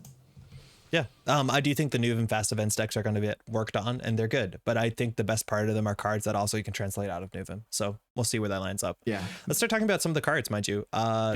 This is a 3/1 eminent domain. You want to read this one? Yeah, this is it's a agenda, expansion, and expendable. So it has the expendable ability of click, credit, reveal, and trash this agenda from HQ. Install and res one card from HQ, paying a total of 5 credits less. So that includes both the install cost and the res cost. Not bad. And then, not bad. You are giving up a point for that, but that can be good. That's maybe good enough in some board states. Then it has the text: when you score this agenda, you may search R&D for one card, install and res that card, ignoring all costs. That seems like a very exciting line. Yeah, this is a 3/1. I get to search for and install an archer, and then maybe forfeit this to another archer, and now I get to play 2 Archer Weyland. And I think even in our Turbine meta, that sounds kind of exciting to me as a corp game plan. I haven't been excited about Archer for a while, but obviously that's like the best case here because you ignoring all costs. So like not an agenda forfeit, obviously. You can also just get Big Ice, but like the Weyland Big Ice it caps out at a certain cost, and like that's fine. You could get Cloud Eater, but you want to res a Cloud Eater mid-run. This one's very fascinating because it is firstly a good ability. It is expendable. Having expendable on a 1-coster seems good because like throwing out a 1 point to get an install, save 5 credits, you could argue on some board states that's worth it. I'd argue probably on a lot of board states it's still not. There's still things like Hermes you have to worry about. Like you don't want to throw out agendas for no reason, and you can't really punish the runner for stealing this the way that like distributed tracing HB could, like in some ways. Like we just don't have that sort of like payoff to make the bin protect themselves. 3/1s are also very difficult. I think that's actually in some ways a weird downside to like compare this to NBN. NBN in the set got 2 4/2 agendas. And it's much easier to take 4/2 agendas and make a deck suite around that if you just want to play king making and, you know, stoke the embers. But right now, the expendable agendas we have are a 1, a 2, and a 3. And that's actually very tricky. A lot of times it's hard to put 5 3s, 4 2s, and 3 1s all in the same deck. As much as like getting this fast advance out with a slash and burn is like kind of cool. That's nice. It's just like, it's wild, or it's like just tricky that all of the expendable agenda support, which seems to be the obvious Nuvem agenda suite, it's hard to put them all together. They just don't work out that well. No, I think that's a very good point. You know, this is one of those cards where I'm like, okay, can I play this in op? Like scoring this, get resolved to Kana, and then tutor and get more ice. That's kind of cool. Maybe if I'm kind of credit crunched in the early game, it's worth it for me to exchange a point for getting, you know, if I'm scoring 2 points in the remote and this lets me kind of lock down the remote, maybe I can actually trade that 1 point in certain board states, and that's going to be okay. I think this is like a kind of flexible, interesting card. I think the 3/1 cost is quite high. Like it's bad. It's a huge penalty. The reason I'm talking about it in Rush Shop is like, oh, Rush Shop already makes some slots for a hostile takeover. Now, I think this is no hostile takeover really, but you know, it is like, sort of an interesting card. Can you not just play Hostile and or 3-2 and Tucana? Like obviously this works with Tucana, but it feels like we're just doubling down on Tucana and we already have Tucana. Yeah, that's fair. I guess I'm always like, oh, but if I could install more ice for more, you know, I like know. it's we can like I think, you know, it's actually kind of goes back to the Nuven problem where of like just playing generic fair Weyland isn't quite good enough. And so resolving two to like doubling up on a score trigger is an important way for Weyland to get ahead right now. Like I think Malapert Tucana is a pretty like solid way for op rush decks to kind of pivot unfair things along with the general inherent unfairness of the op ID. This card probably doesn't quite clear that barrier. I think it's tantalizingly and interestingly close, but I think you're right. It just doesn't quite make it over that line. It's so close to it, right? Like imagine there was one archives trap that you could put in archives the runner didn't want to check. So they knew there's an eminent domain in there, but there's also like heaven forbid a breach dome, right? Like as soon as you have that, then you start to be able to use both clauses on this. Maybe people are going to use this in horizontal asset matchups to push sideways, you know, to get the big hostile architecture. I think that deck does not build itself very easily. That's really tricky. One also play pattern that's like you're not going to see, but I think is fascinating. If you do install advance with this and next turn advance score, you can actually go get an agenda with this. So that means you can do like Hollowman combo chains and actually can score out like multiple points in the same turn. That's but like really interesting. that's bizarre. Like is anyone gonna build a deck around that? Probably that's not. A fancy way. That's a really weird way to make a 5-3 score, basically. Yeah, but like not the worst because you get an ice or whatever you want. No, you don't get the ice because you get the agenda with this. What was I thinking? The other thing that you made me think of, the one thing I will say is that this does make it so that you have to, like, I play a lot of games where I'm like, you know what, I don't need to go after the Spin Doctor right now, but if there is a Spin Doctor res on the board as the runner, you now actually have to really prioritize hunting it down and quickly, because if the corp does already have a Spin Doctor, suddenly this card doesn't have a downside anymore, right? It is, I feel like, just quite good. So. But I'd argue, while there's another card we'll talk about that does make this more generally playable in more board states, and that's actually a really cool part of this, as much as like Hermes is a problem, is that already going into Nuvum, even if this card didn't exist, and even in some op decks, because of Slash and Burn, because of Audacity, you need to hunt Spin Doctors, almost with priority, regardless of board state. This is just the third reason. But that being said, if you have a Spin Doctor, if you have we'll talk about the next card eventually, it's not a bad tempo operation when you gain 1 credit to go get a thing for 5 from your hand. Yeah, for sure. Well, I don't know how to feel about this. I imagine we're going to see really good decks with this. I just can't imagine what those decks are. I wonder if it is a slots are hard card or if we put it in archetype role player. That's to me where I think it's a role player. Okay. Like, I think it's here. Yeah, you're right. I would rate it higher than those cards, I think. Yeah, because it does do you something unique. It's interesting. You can play it in multiple IDs. Like I do think you're right. In Op, it makes sense. In Nuvum, obviously it makes sense, and that's kind of cool for a 3/1. Yeah. But like again, we've said this many times. A 3/1 needs to be busted to see play because 3/1 is just inherently the worst trade between agendas, card slots, and advancements in the whole game. Yeah, for sure. Okay, now on the opposite side, 5/3. That's the best you can get for agendas, advancements, points on a single card. This is the Basalt Spire. It has no subtypes personally, but 3/2 is pretty good. When the runner steals this agenda, you may add 1 card from archives to HQ. That already is a massive ability text. Talk about recursion this set, but that on its own is massive text. It's only when it's stolen, which is sometimes when you most need something to put you back into the game, but keep that in mind. When you score this agenda, though, you get to place 2 agenda counters on it. And you can spend a host agenda counter, trash the top card of R&D. You can only do this once per turn. And after you do that, you add a card from archives to HQ. It can be the card you trashed, of course, but also could be a card that you knew was in there. Notably in Nuvum, the card that you trash, or you get 2 credits if you do it on your turn, not on the opponent's turn, because Nuvum only gets you 2 credits when you trash a card from R&D on your turn for some reason. Yeah, for some reason, I guess the sabotage players need to be protected. Whatever. Anyway, sorry, they're playing against Weyland. They should be happy. Yeah. I think this card is quite good, and I think this is good even if you imagine a world where punitive is unplayable. I think it's which is good. Right now. Punitive is unplayable. You think? I think this agenda basically allows punitive to exist, because it only really loses to Burner putting it on the bottom. And that's or Stone Ship or Anakam or Steelskin or Eye of an Eye or Cupulation or Helium Fora, right? Like, it's really hard to play punitive right now.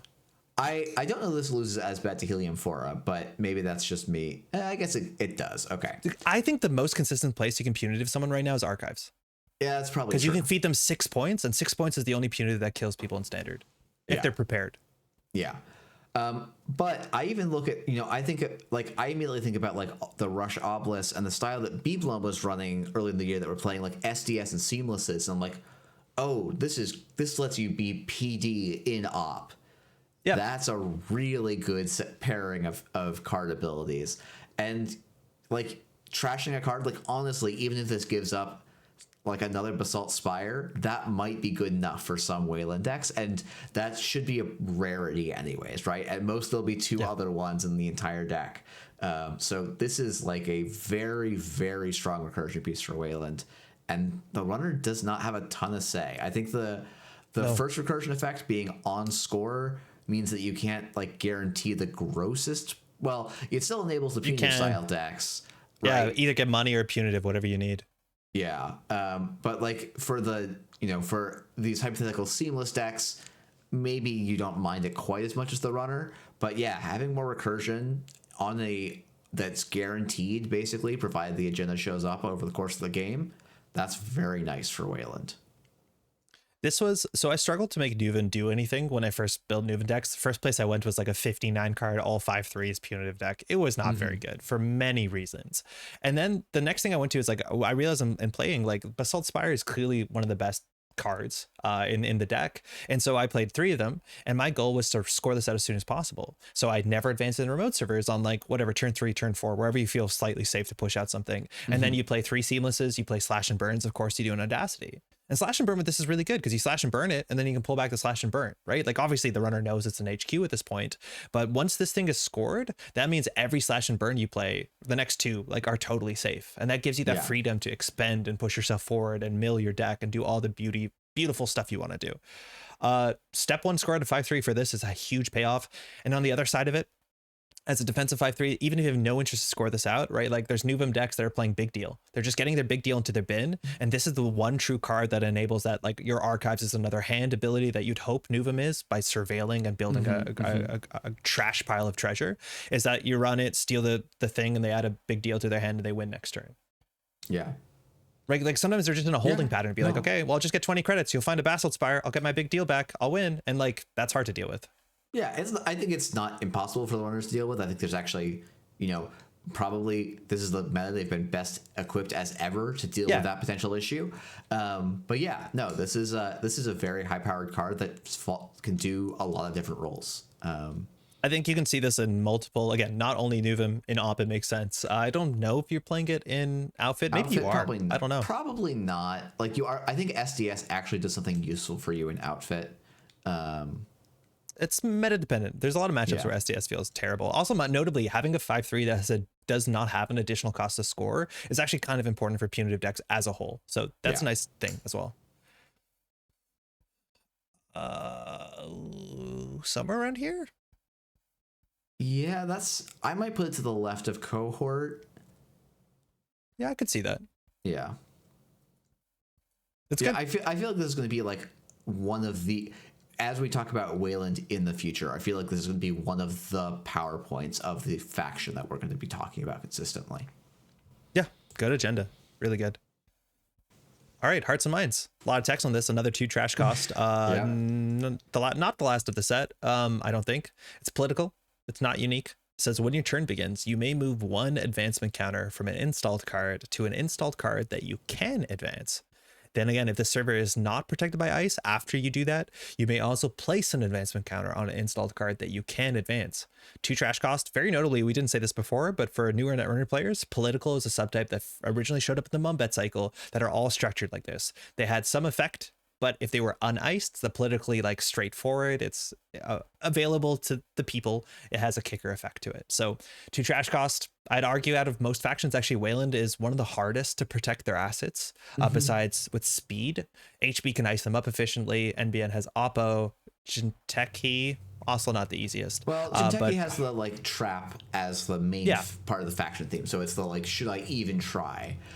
And Weyland has historically needed Gagarin to make their assets stick on the board. Yeah. I think modernly it's like hostile architecture and or they're just going fast enough, which is like the hardest to quantify out of most decks. Hostile architecture is a hard card to play. Mm-hmm. Yeah, Hearts and Mind feels like a very odd card because the like moving an advancement counter requires like a lot of setup.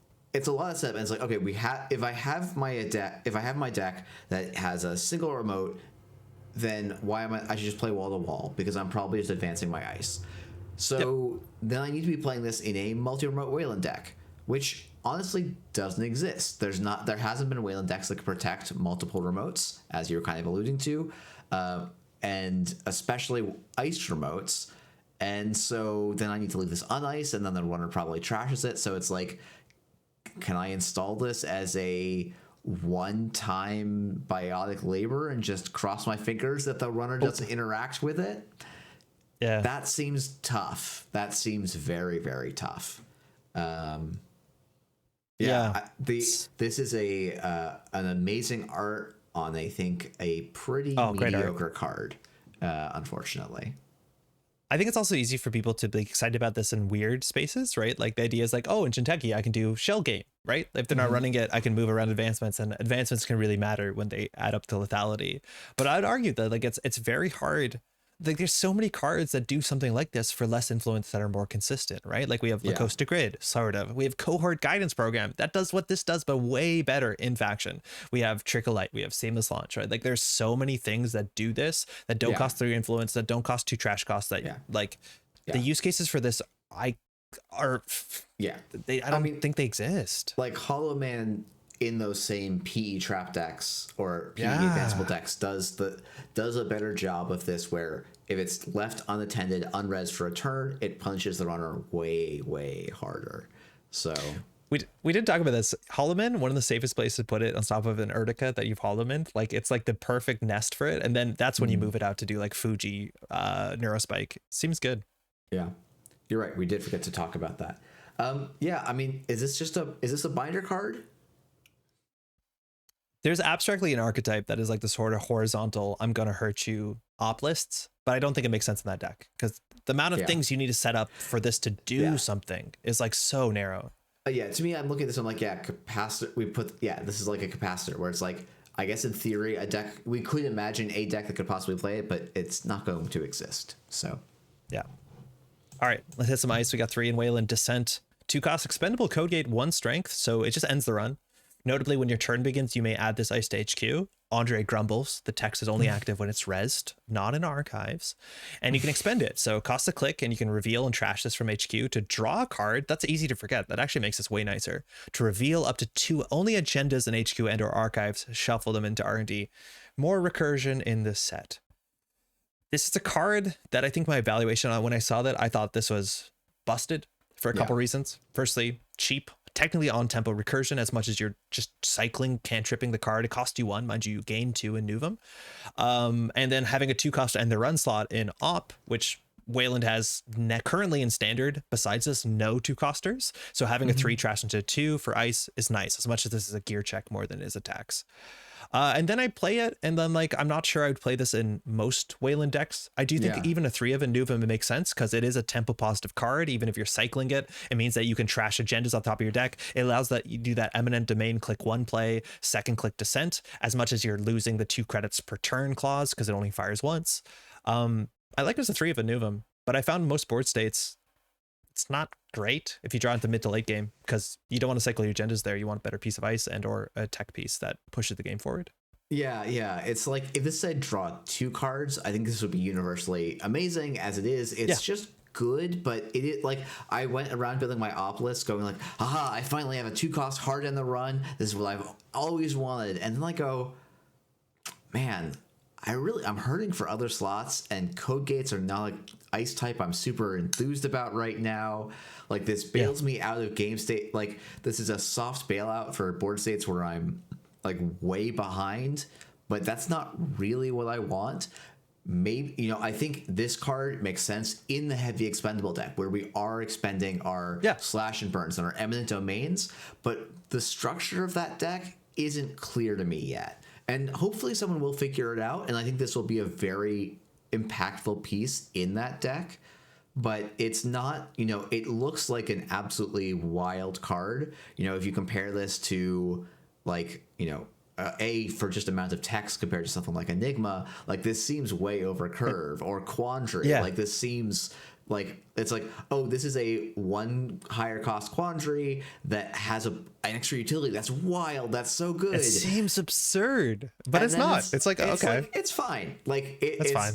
It's like this feels like it's basically on curve, which is kind of wild when you look at this. It seems like it's got so much above curve, but it feels very much on the curve these days. Super notably, 2-cost utility gear checks we overrated in our last tier list when it came to things like Tattoo Bola, which like I'll probably play Tattoo Bola in op. I think in some cases if influence is not taxed out, and like this is the same case, and on this one I'm not biting. This one seems we fine. Learned our lesson with Ablative and Tattoo Bola, and we're not going to go for this 2-cost 2-influence gear check. We've learned our lesson in SG. Thank you for instructing us. This one is at an archetype role player at best, I think. Yep, I agree. It's good. Yeah. We could put it with Slots Are Hard with Nuvum, but I think putting it behind Eminent Domain's also fine. Yeah, you're definitely going to see it. It's noteworthy that's there, but yeah, nothing to write home about. It's so strange how that's the case. I totally agree. If I saw this like 4 or 5 years ago now, I'd be like, what? You can't breed this? One thing I do want to say, text is really cool, is that I have added it to my hand at start of turn just to hit Audacity threshold.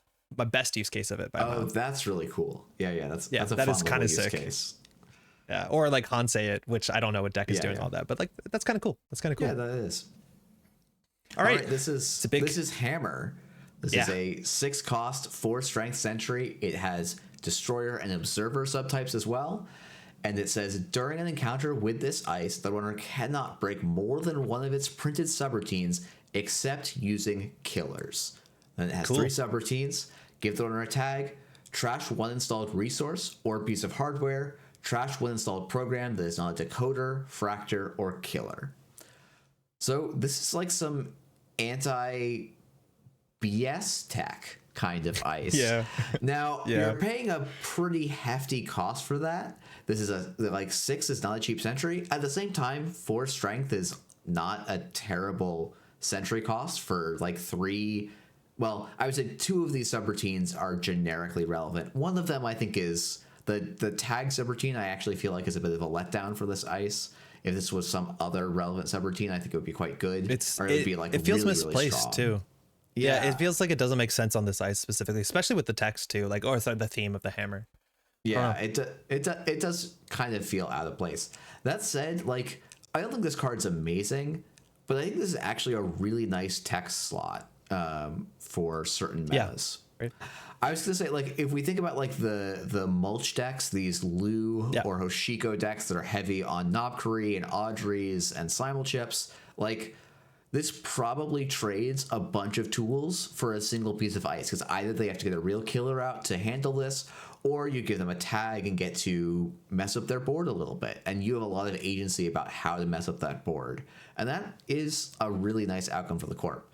Now, it's not in the run, it's not doing everything against every runner, so it is very kind of techy and nichey, but it is like an interesting little card, I guess, even though it's not, I think, going to see a ton of play.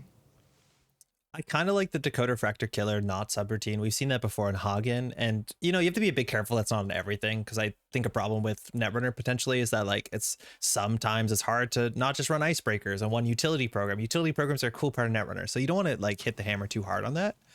But what I found with this card a lot of times is like it hits in weird spots, right? Like if someone boomerangs this, only one subroutine, that's neat. Like those subroutines are kind of rude, as much as the second one might not matter if they're boomeranging this. And then you've talked about good use cases as well. But 6 costs often is like the most expensive ice in your deck for this. Mm-hmm. And to me, this reminds me a bit of like, obviously it's maybe less extreme because the subroutines are just universally good, but like something like Conundrum, which is like, it's a tech card, but it's only probably playable at that cost if you're consistently hitting that matchup. And for 6 credits, right, like in the 4-cost sentry slot or 4-strength sentry slot, like I don't play this over Winchester Admittedly, there's not that many other sentries I want to play in most Weyland decks that are not Stat and Stavka, for what it's worth, unless you're like doing some weird archer stuff. So I feel like the opportunity cost of resing this and having the deck against the matchups where it isn't good is so bad, and it's so expensive even against that matchups. The face check, like a lot of those sort of decks can recover.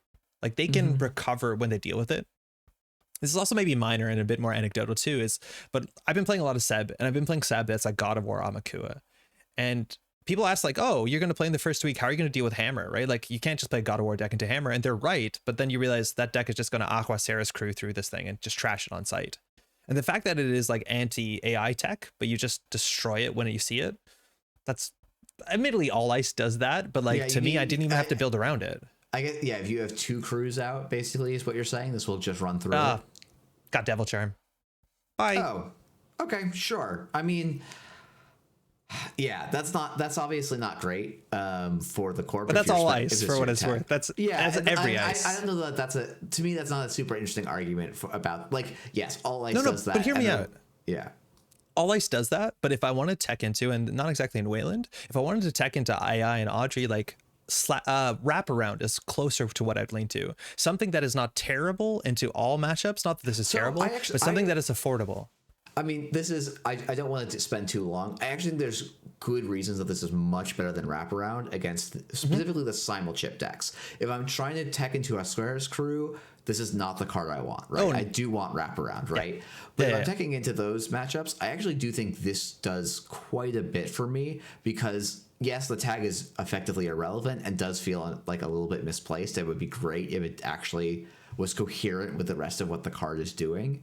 And you can't like splash tag punishment to go with your hammer. That's just not a thing you can do. No. I know. I value the runner's board state somewhat usefully. Maybe I'm also overvaluing this. I'm like, oh yeah, if I am expecting mulch to just be the best runner deck, as once everyone gets tired of playing shaper and like losing to weird stuff and like losing to having a slightly bad card pool, they're just gonna go back to mulch decks, which I think basically either got nothing or got a Suarez crew and just get to run over everyone now.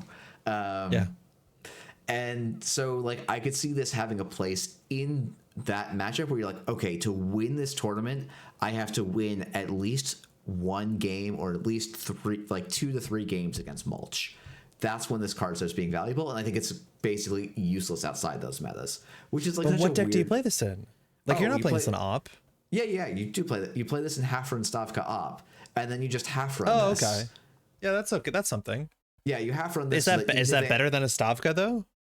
If they have their Sentry Breaker out, I think it is, because this threatens their Knobkery and their Audrey at the same time.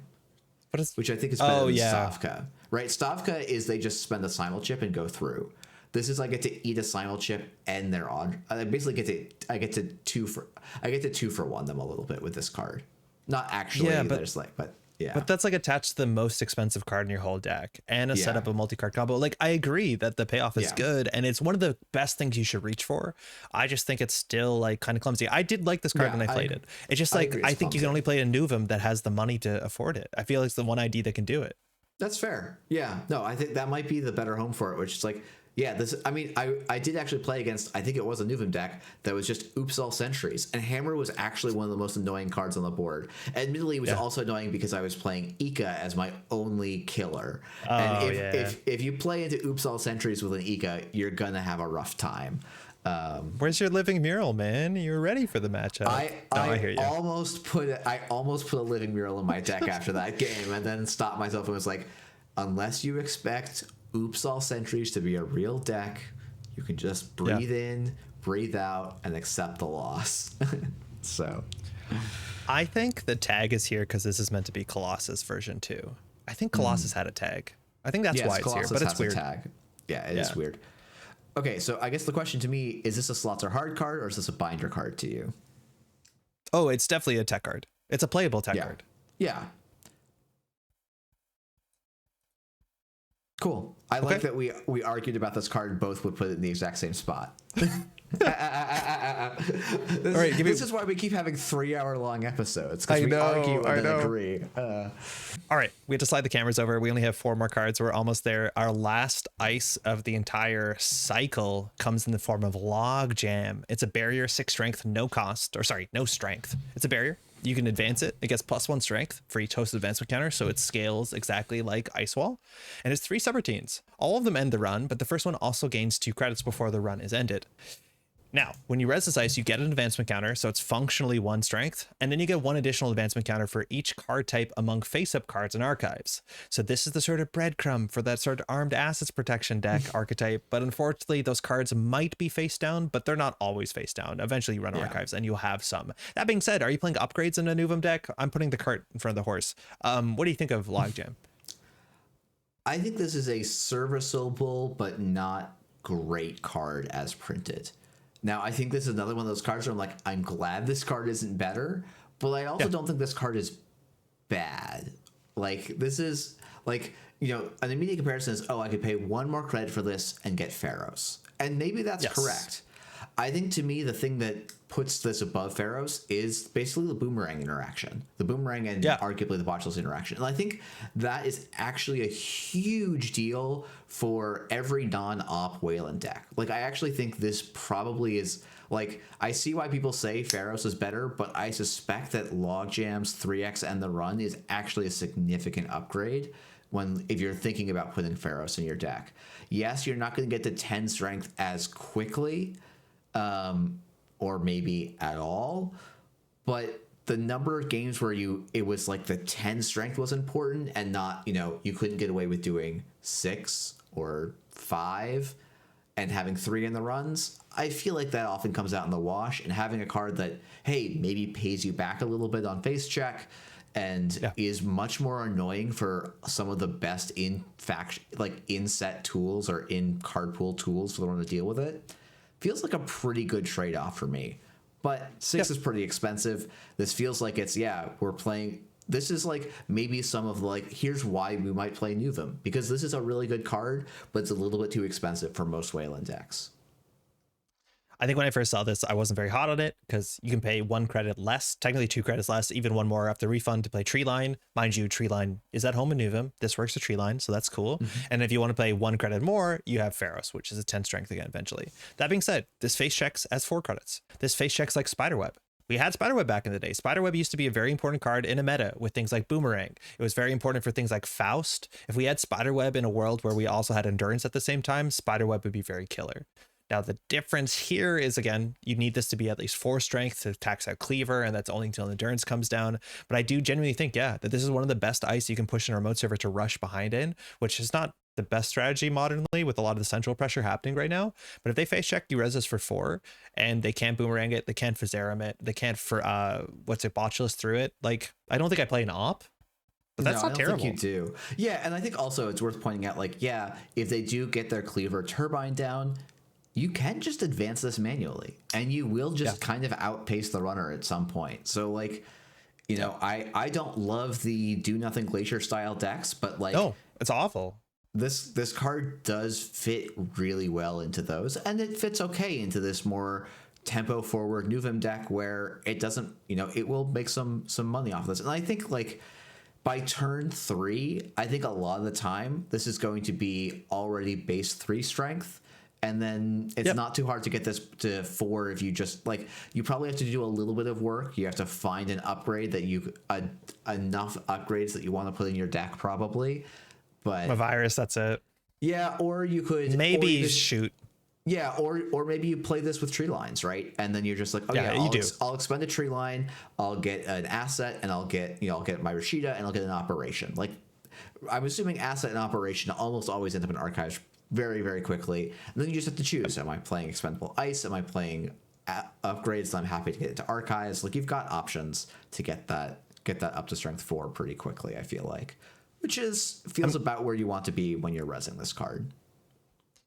I'm glad you mentioned the advanceable ice stuff, because obviously that won't worlds, and I think that is a nightmare archetype that probably shouldn't exist in Netrunner. I think people are realizing advanceable ice isn't particularly fun. And Logjam, admittedly, out of all advanceable ice, gets eaten the worst by Hush. But the problem now is like we have easily 9 copies of Advanceable Ice. You can't hush all of them in that matchup. So its resilience is based off of the fact that there's so much of it, right? Like you want to hush the Tree Line, you want to hush the Pharaohs, you want to hush Logjam. Logjam is probably the best case scenario because it goes down to 0 strength, and like that's messed up. But yeah, it's seems good enough, but I worry it's going to be in built to last, and I'm going to hate it.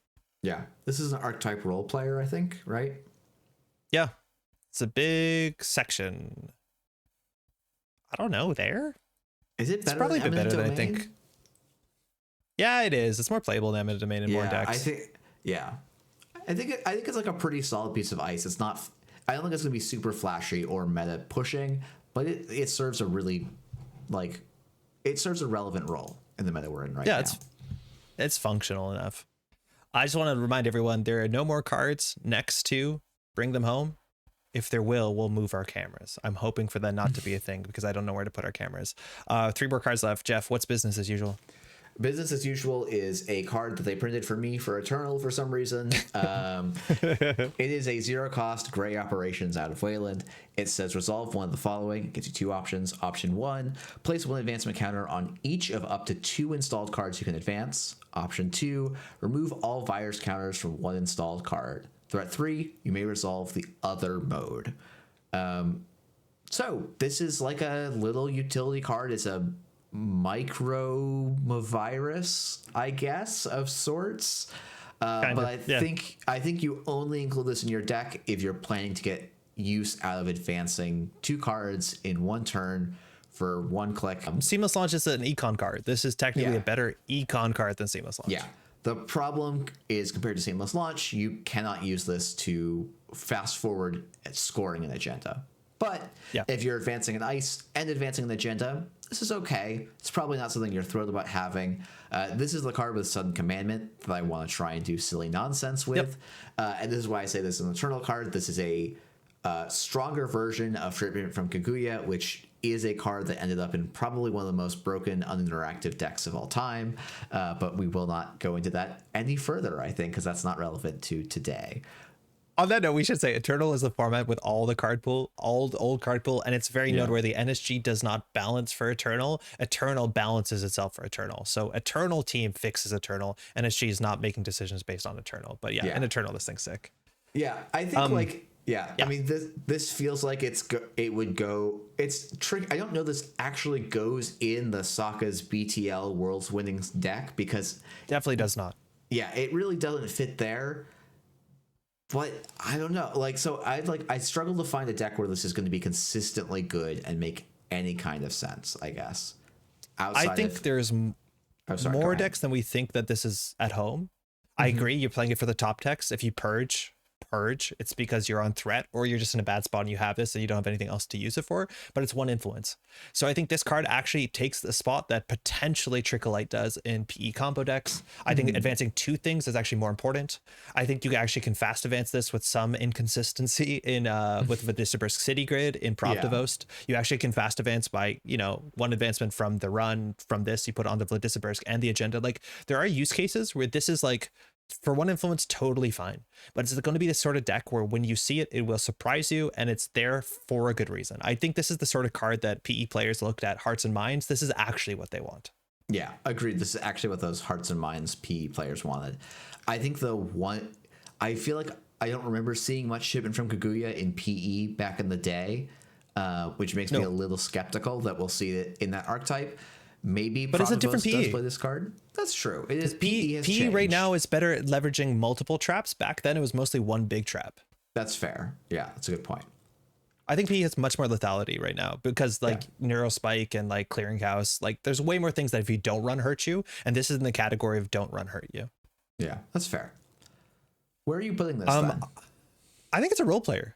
I think you're not going to see. I don't think his slots are hard. I think there are decks where this is actually one of the better cards in the deck that enable something. Whether those decks are powerful, that's its own problem. But I do think, functionally, this is like an archetype role player that matters.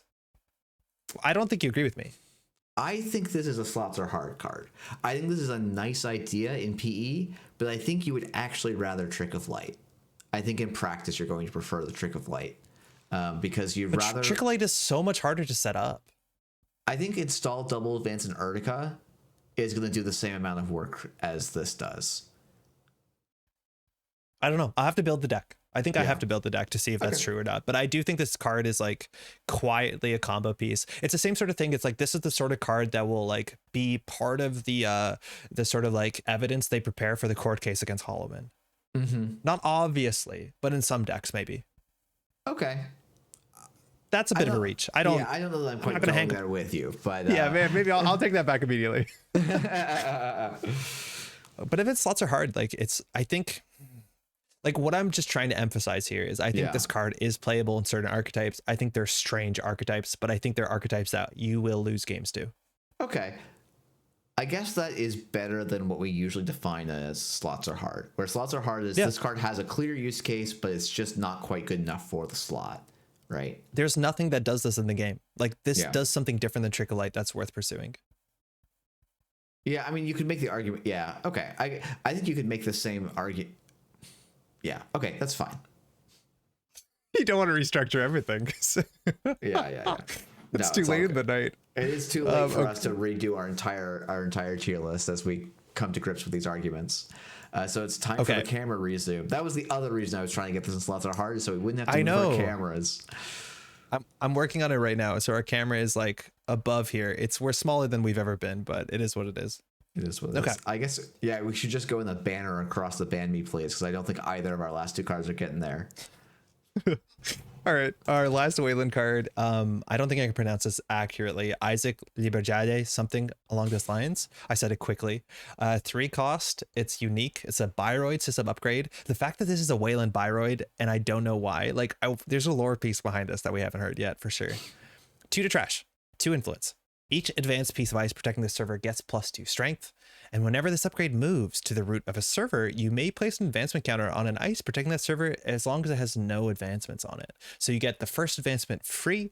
It's kind of gets you hooked, huh? And when your turn ends, you may move this upgrade to the root of another server. So just like all the other sysops, barring the Holloman. Yeah. Weird card. Like Kayambe Grid, banned. This is not Kayambe Grid. No, this is, I think, much worse than Kayambe Grid, thankfully. Yeah, that's fine. Yeah. I think the funniest thing I've seen is this does not specify that the ice has to be advanceable. So you splash this into Architects of Tomorrow, and then you get to res this for 2 less and move it around, and suddenly all your Biroids are an ungodly amount of strength. Yep. 7 strength Ravana. Good luck. Yeah. That said, I don't think this card's terribly good. Practice, you play wall to wall in Weyland, and you get so much more out of it. But you can play both. You can You can play both, but every non-ice card that you play in that deck, I feel like has a real cost. If I'm thinking about Sokka's BTL Worlds list, right? Every card that wasn't ice was doing a very specific thing, and maybe this adding 2 strength is good enough, but this card has some limitations. If you get how many ice are you actually putting on the board that you're moving this around and excited about getting advancements on? Maybe the +2 strength is something you're excited about. Maybe it's not. I think this card looks pretty good. I just am kind of skeptical that it's going to deliver the consistent results you want, because if you're moving him around between servers, the runner can run where he is not. Or moving him has to align up with where the power of what you want to do. And if you're not moving him, well, now you're just getting a kind of blanket +2 strength that you spent 3 credits on. And I don't know if that's good enough, really. So I'm glad it doesn't advance infinitely. I'm pretty sure Kayambe might have done that. Obviously, that's unhealthy. And I'm glad that we're going to leave it at that. You can still advance your cards. It doesn't have any additional scaling. That be it. But one thing that I assumed, and I haven't really seen Isaac in person yet, is that it seems slow. But one of the cool things about Isaac is that even if the second Isaac shows up, you can just install it, and it already will have the strength boost of all the ice in front of it, right? Even if you've advanced your ice, even if you've expended a tree line, even if you res the logjam, Misfingo, whatever, it does something on that board state immediately. And if there's any one ice subtype in which increasing the strength actually matters more than most, it's kind of barriers, because they don't boomerang that well. You can't Fazarum it. Slap Vandal beats that sort of stuff. Cleaver is pretty bad into boosting outside of, Turbine. That, like, I don't think this thing is hopeless. I just, like, notably Weyland doesn't have defensive upgrades modernly. Right, like they have some weird ones that don't see any play, but like very easy in HB to put a defensive upgrade in your deck, and Jinteki to put a defensive upgrade in your deck. NBN's still a question mark, but the question is, like, is this mana garm for Weyland? And I don't think it's that straightforward playable, because it slows everything down. That I think if you're going to see it, you're going to see it in some like pseudo grinder thing. But I agree, like, is this better than Biovault in Build to Last? Obviously not. Yeah, that's why I think it's like this card, like, to me, this is actually like a great example of a slots are hard card, because it has an effect that's enticing and interesting. And like, if this could just appear on the board, I think you would play it. But I think the like in-game practice of it is just not quite good enough to be a consistent include in really any deck. Yeah, that might be true. I also do see a world in which, like, there's a deck with this in it that I don't want to play against, and I can see that. Like, if this, it's the sort of card where if it gets out of control, like Kayambe, you're kind of cooked. Not totally cooked like Kayambe, but kind of cooked. I think it's worth saying, like, compared to Kayambe, this is unique, which Kayambe was not.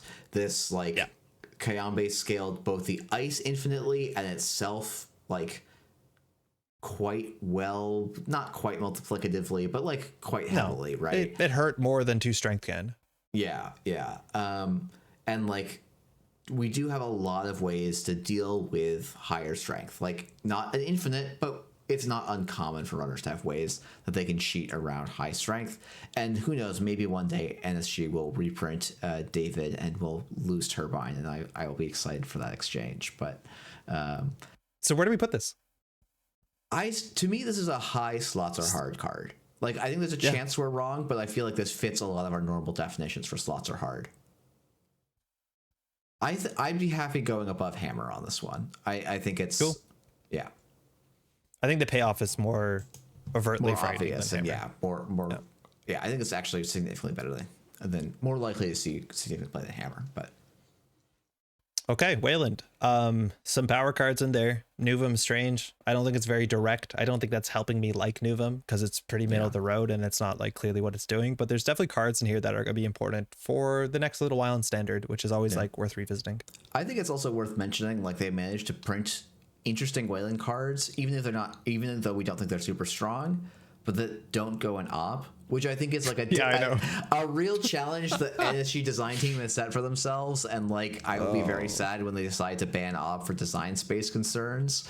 But like, I don't know. I think that is a cool feat, that like there are interesting cards here that you don't just go, oh cool, this upgrades the slot in my op deck, let's keep going, kind of thing.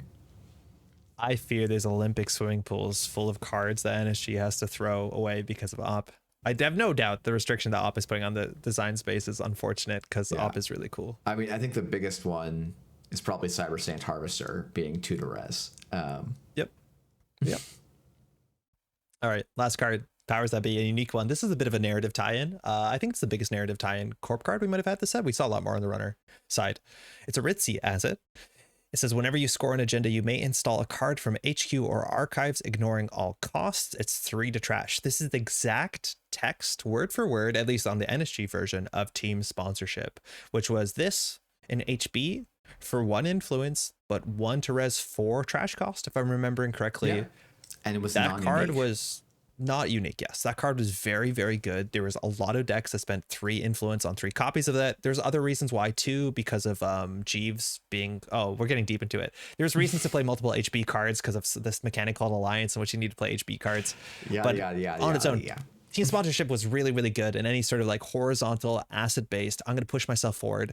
It was a way to make non-tempo positive agendas tempo positive. And mind you, tempo positive agendas are something that's actually more NSG than FFG. So having this on top of, as much as it's unique and you're paying influence and it's easier to trash, potentially can be quite frightening. How is this an ASA, Jeff? I have actually found this to not be amazing in ASA yet, but also I keep cutting it so I can put in other stuff. That's so surprising. If someone said Team Sponsorship's coming out and then you said I'm cutting it from a HB deck, I'd be shocked. Yeah, I think the basic difference has been that we don't have moons anymore, But as I say that, I'm like, but why am I not just installing Rashida in the server I just scored out of? Because clearly that server is like good enough, right? Yeah. So I think it's one of those cards.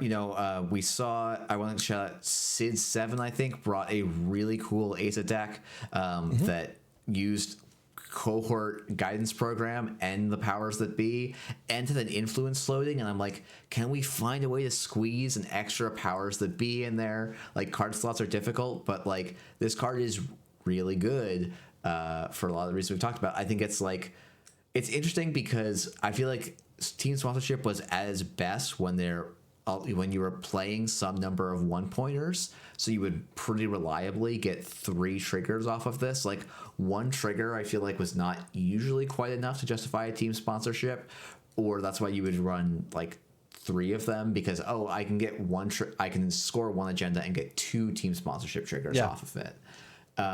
So being unique and also 3 to trash does hamper this a little bit, maybe more than it reads compared to the old team sponsorship. But like, I mean, this is I don't know, as an asset player and as an ASA player, like, this is a great card to have back in the card pool, even if I haven't seen anyone find a home for it just yet. Yeah, I think it's less direct to why this is good. Back then, there's a lot more reasons why it was good. Pushing Shovel in the forward, like, there's way more ways to flood the board for better, for worse. How is this an op? Like, you score an agenda trash or 2 cost as you have to get this. This doesn't seem worth it, does it?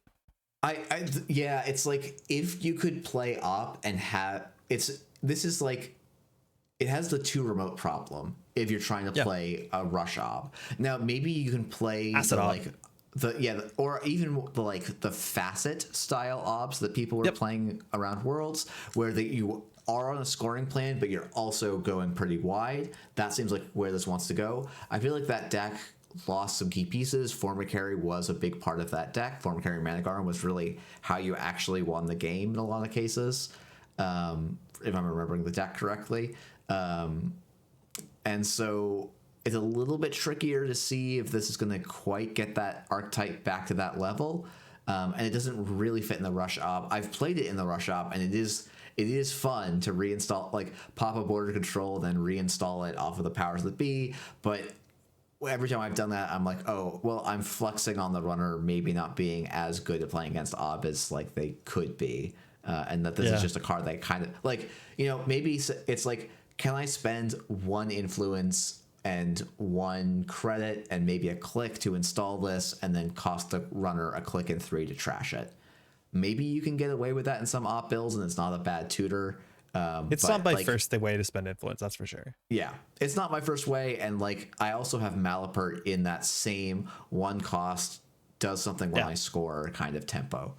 Which is, makes more sense. I do think, though, this is archetype dependent. Again, you're spending influence no matter what, or archetype almost independent, right? Like, I want to place an Epiphany. I should have been playing an Epiphany. That seems cool that you can score, push yourself forward more. In Jinteki, that's sort of like tempo assets deck. I score out an agenda. I get a Reaper back on the table that you have to deal with while you lost 2 cards from hand, right? Like, you can start building things and make some gross board states. In Nuvum, in theory, you have that toolbox of your bin, as much as this is a harder, not very obvious thing to be doing in Nuvum. And then HB, there's a bunch of reasons why you want to consider this. This is a very clearly strong card that I haven't found the deck I love it in just yet. 1 week into the set, it's not a condemnation of the card. It's I only have so many hours of the day to start tuning and finding things, and is a little bit awkward in what I've tried so far, but not, I think it's going to find a home and be a role player in the meta.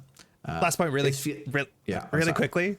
Most turns that you're scoring on agendas, you're not building board state. So it's just generally naturally good to put this into decks like Asa, Near Earth Hub, Atea, that have the 1 turn when you install thing, do a thing, because then you get a score and do a thing, which is good. Because this feels like an archetype enabler to me. Yeah, it's like technically a role player, but like, it's strong enough to be an enabler. Like, it's a payoff to that archetype. I feel like it's a payoff, and that's sort of the distinction that we've generally been making. Yeah, I feel like that's a good spot for it. Okay. Yeah. Weird. It's weird how high this thing is, the police dog. Yeah, I think as we look at all these corp cards, it's like, part of the reason the police dog is so high is the corp cards don't enable archetypes that strongly here. It's a lot of kind of supplementary style cards, and not so many high payoff cards. if you screenshot this out of context, mind you, we can take a second to readdress whether we like where this is. A lot of the role player cards are actually stronger than the enabler cards, right? Like I would actually, if I had a draft, I would actually take a lot of these cards sooner than these, but these do build archetypes on their own. Like I don't think I'm scared to see how they run right now. And for that reason, I actually think a lot of these HB cards are stronger than see how they run. But again, this is not tiers exactly on strength. This is tiers on what we think you can do with these cards. Yeah, I almost feel it's like, if you split archetype enabler at Brazilla grid, I'd maybe put like everything up to Descent and archetype role player before Brazilla government grid, and then like do the rest of archetype enablers and then the rest of the archetype role players. But I think as we talked about, like we're splitting these more by like what role they fill. And I do think like the archetype enablers are the like payoffs and builders. Do we need more categories, which is like good archetype, not good archetype? Because I feel like it's all messy. It's all in there. It's in the same row. We're figuring this out. We'll see you next set. We'll have it perfect by then. Yeah. If you have more labels you want us, or if you want to tell us that we have too many labels, let us know in the comments. Or if you disagree with how we've ranked these cards, if we're taking silly pills to not put Hollow Man at Ban Me Please, let us know in the comments and explain to us why you think so. I think I will actually say, while the algorithm likes if you comment, I prefer if you tell me why you think a thing is that, because I think that's always the more interesting thing, and lets me and us make more interesting and informed content for you in the future. So one last shot of this. I think we got to move. Mind you, we're saying Rococo is banned. Let's just keep that in mind. Yeah. We're kind of just assuming Rococo probably gets banned within a month.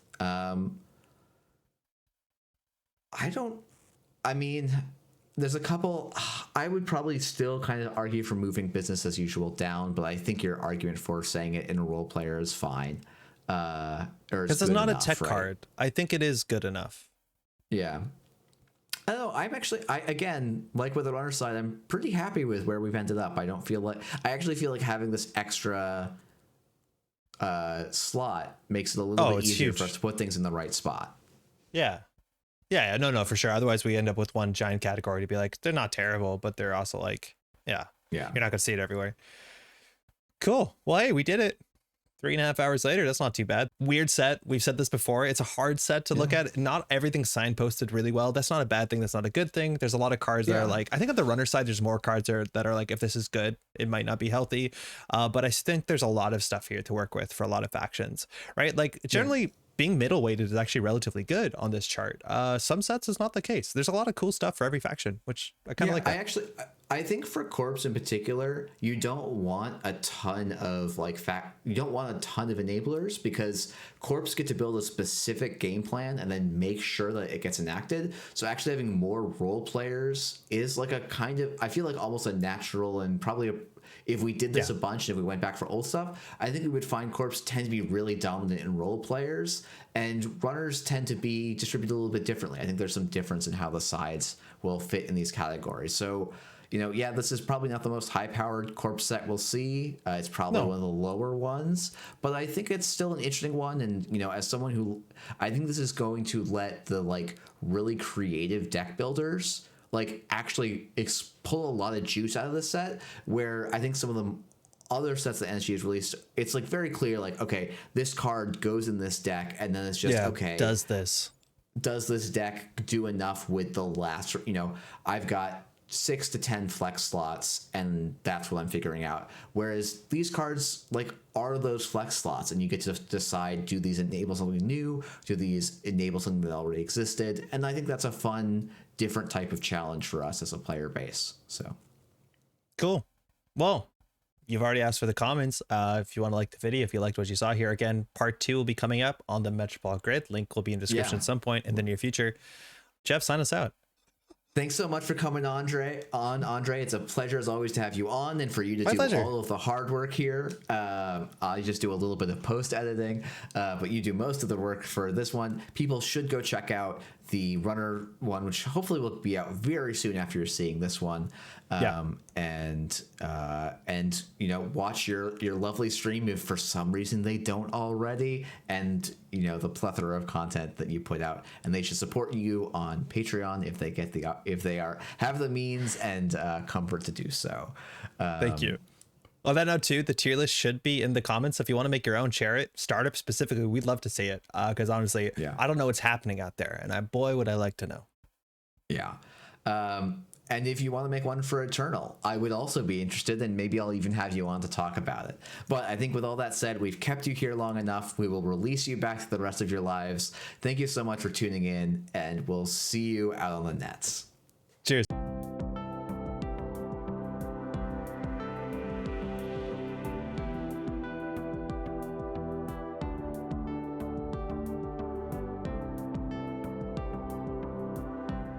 Okay, wait, hold on. I'm gonna write down a timestamp to make sure this doesn't make it into the edit.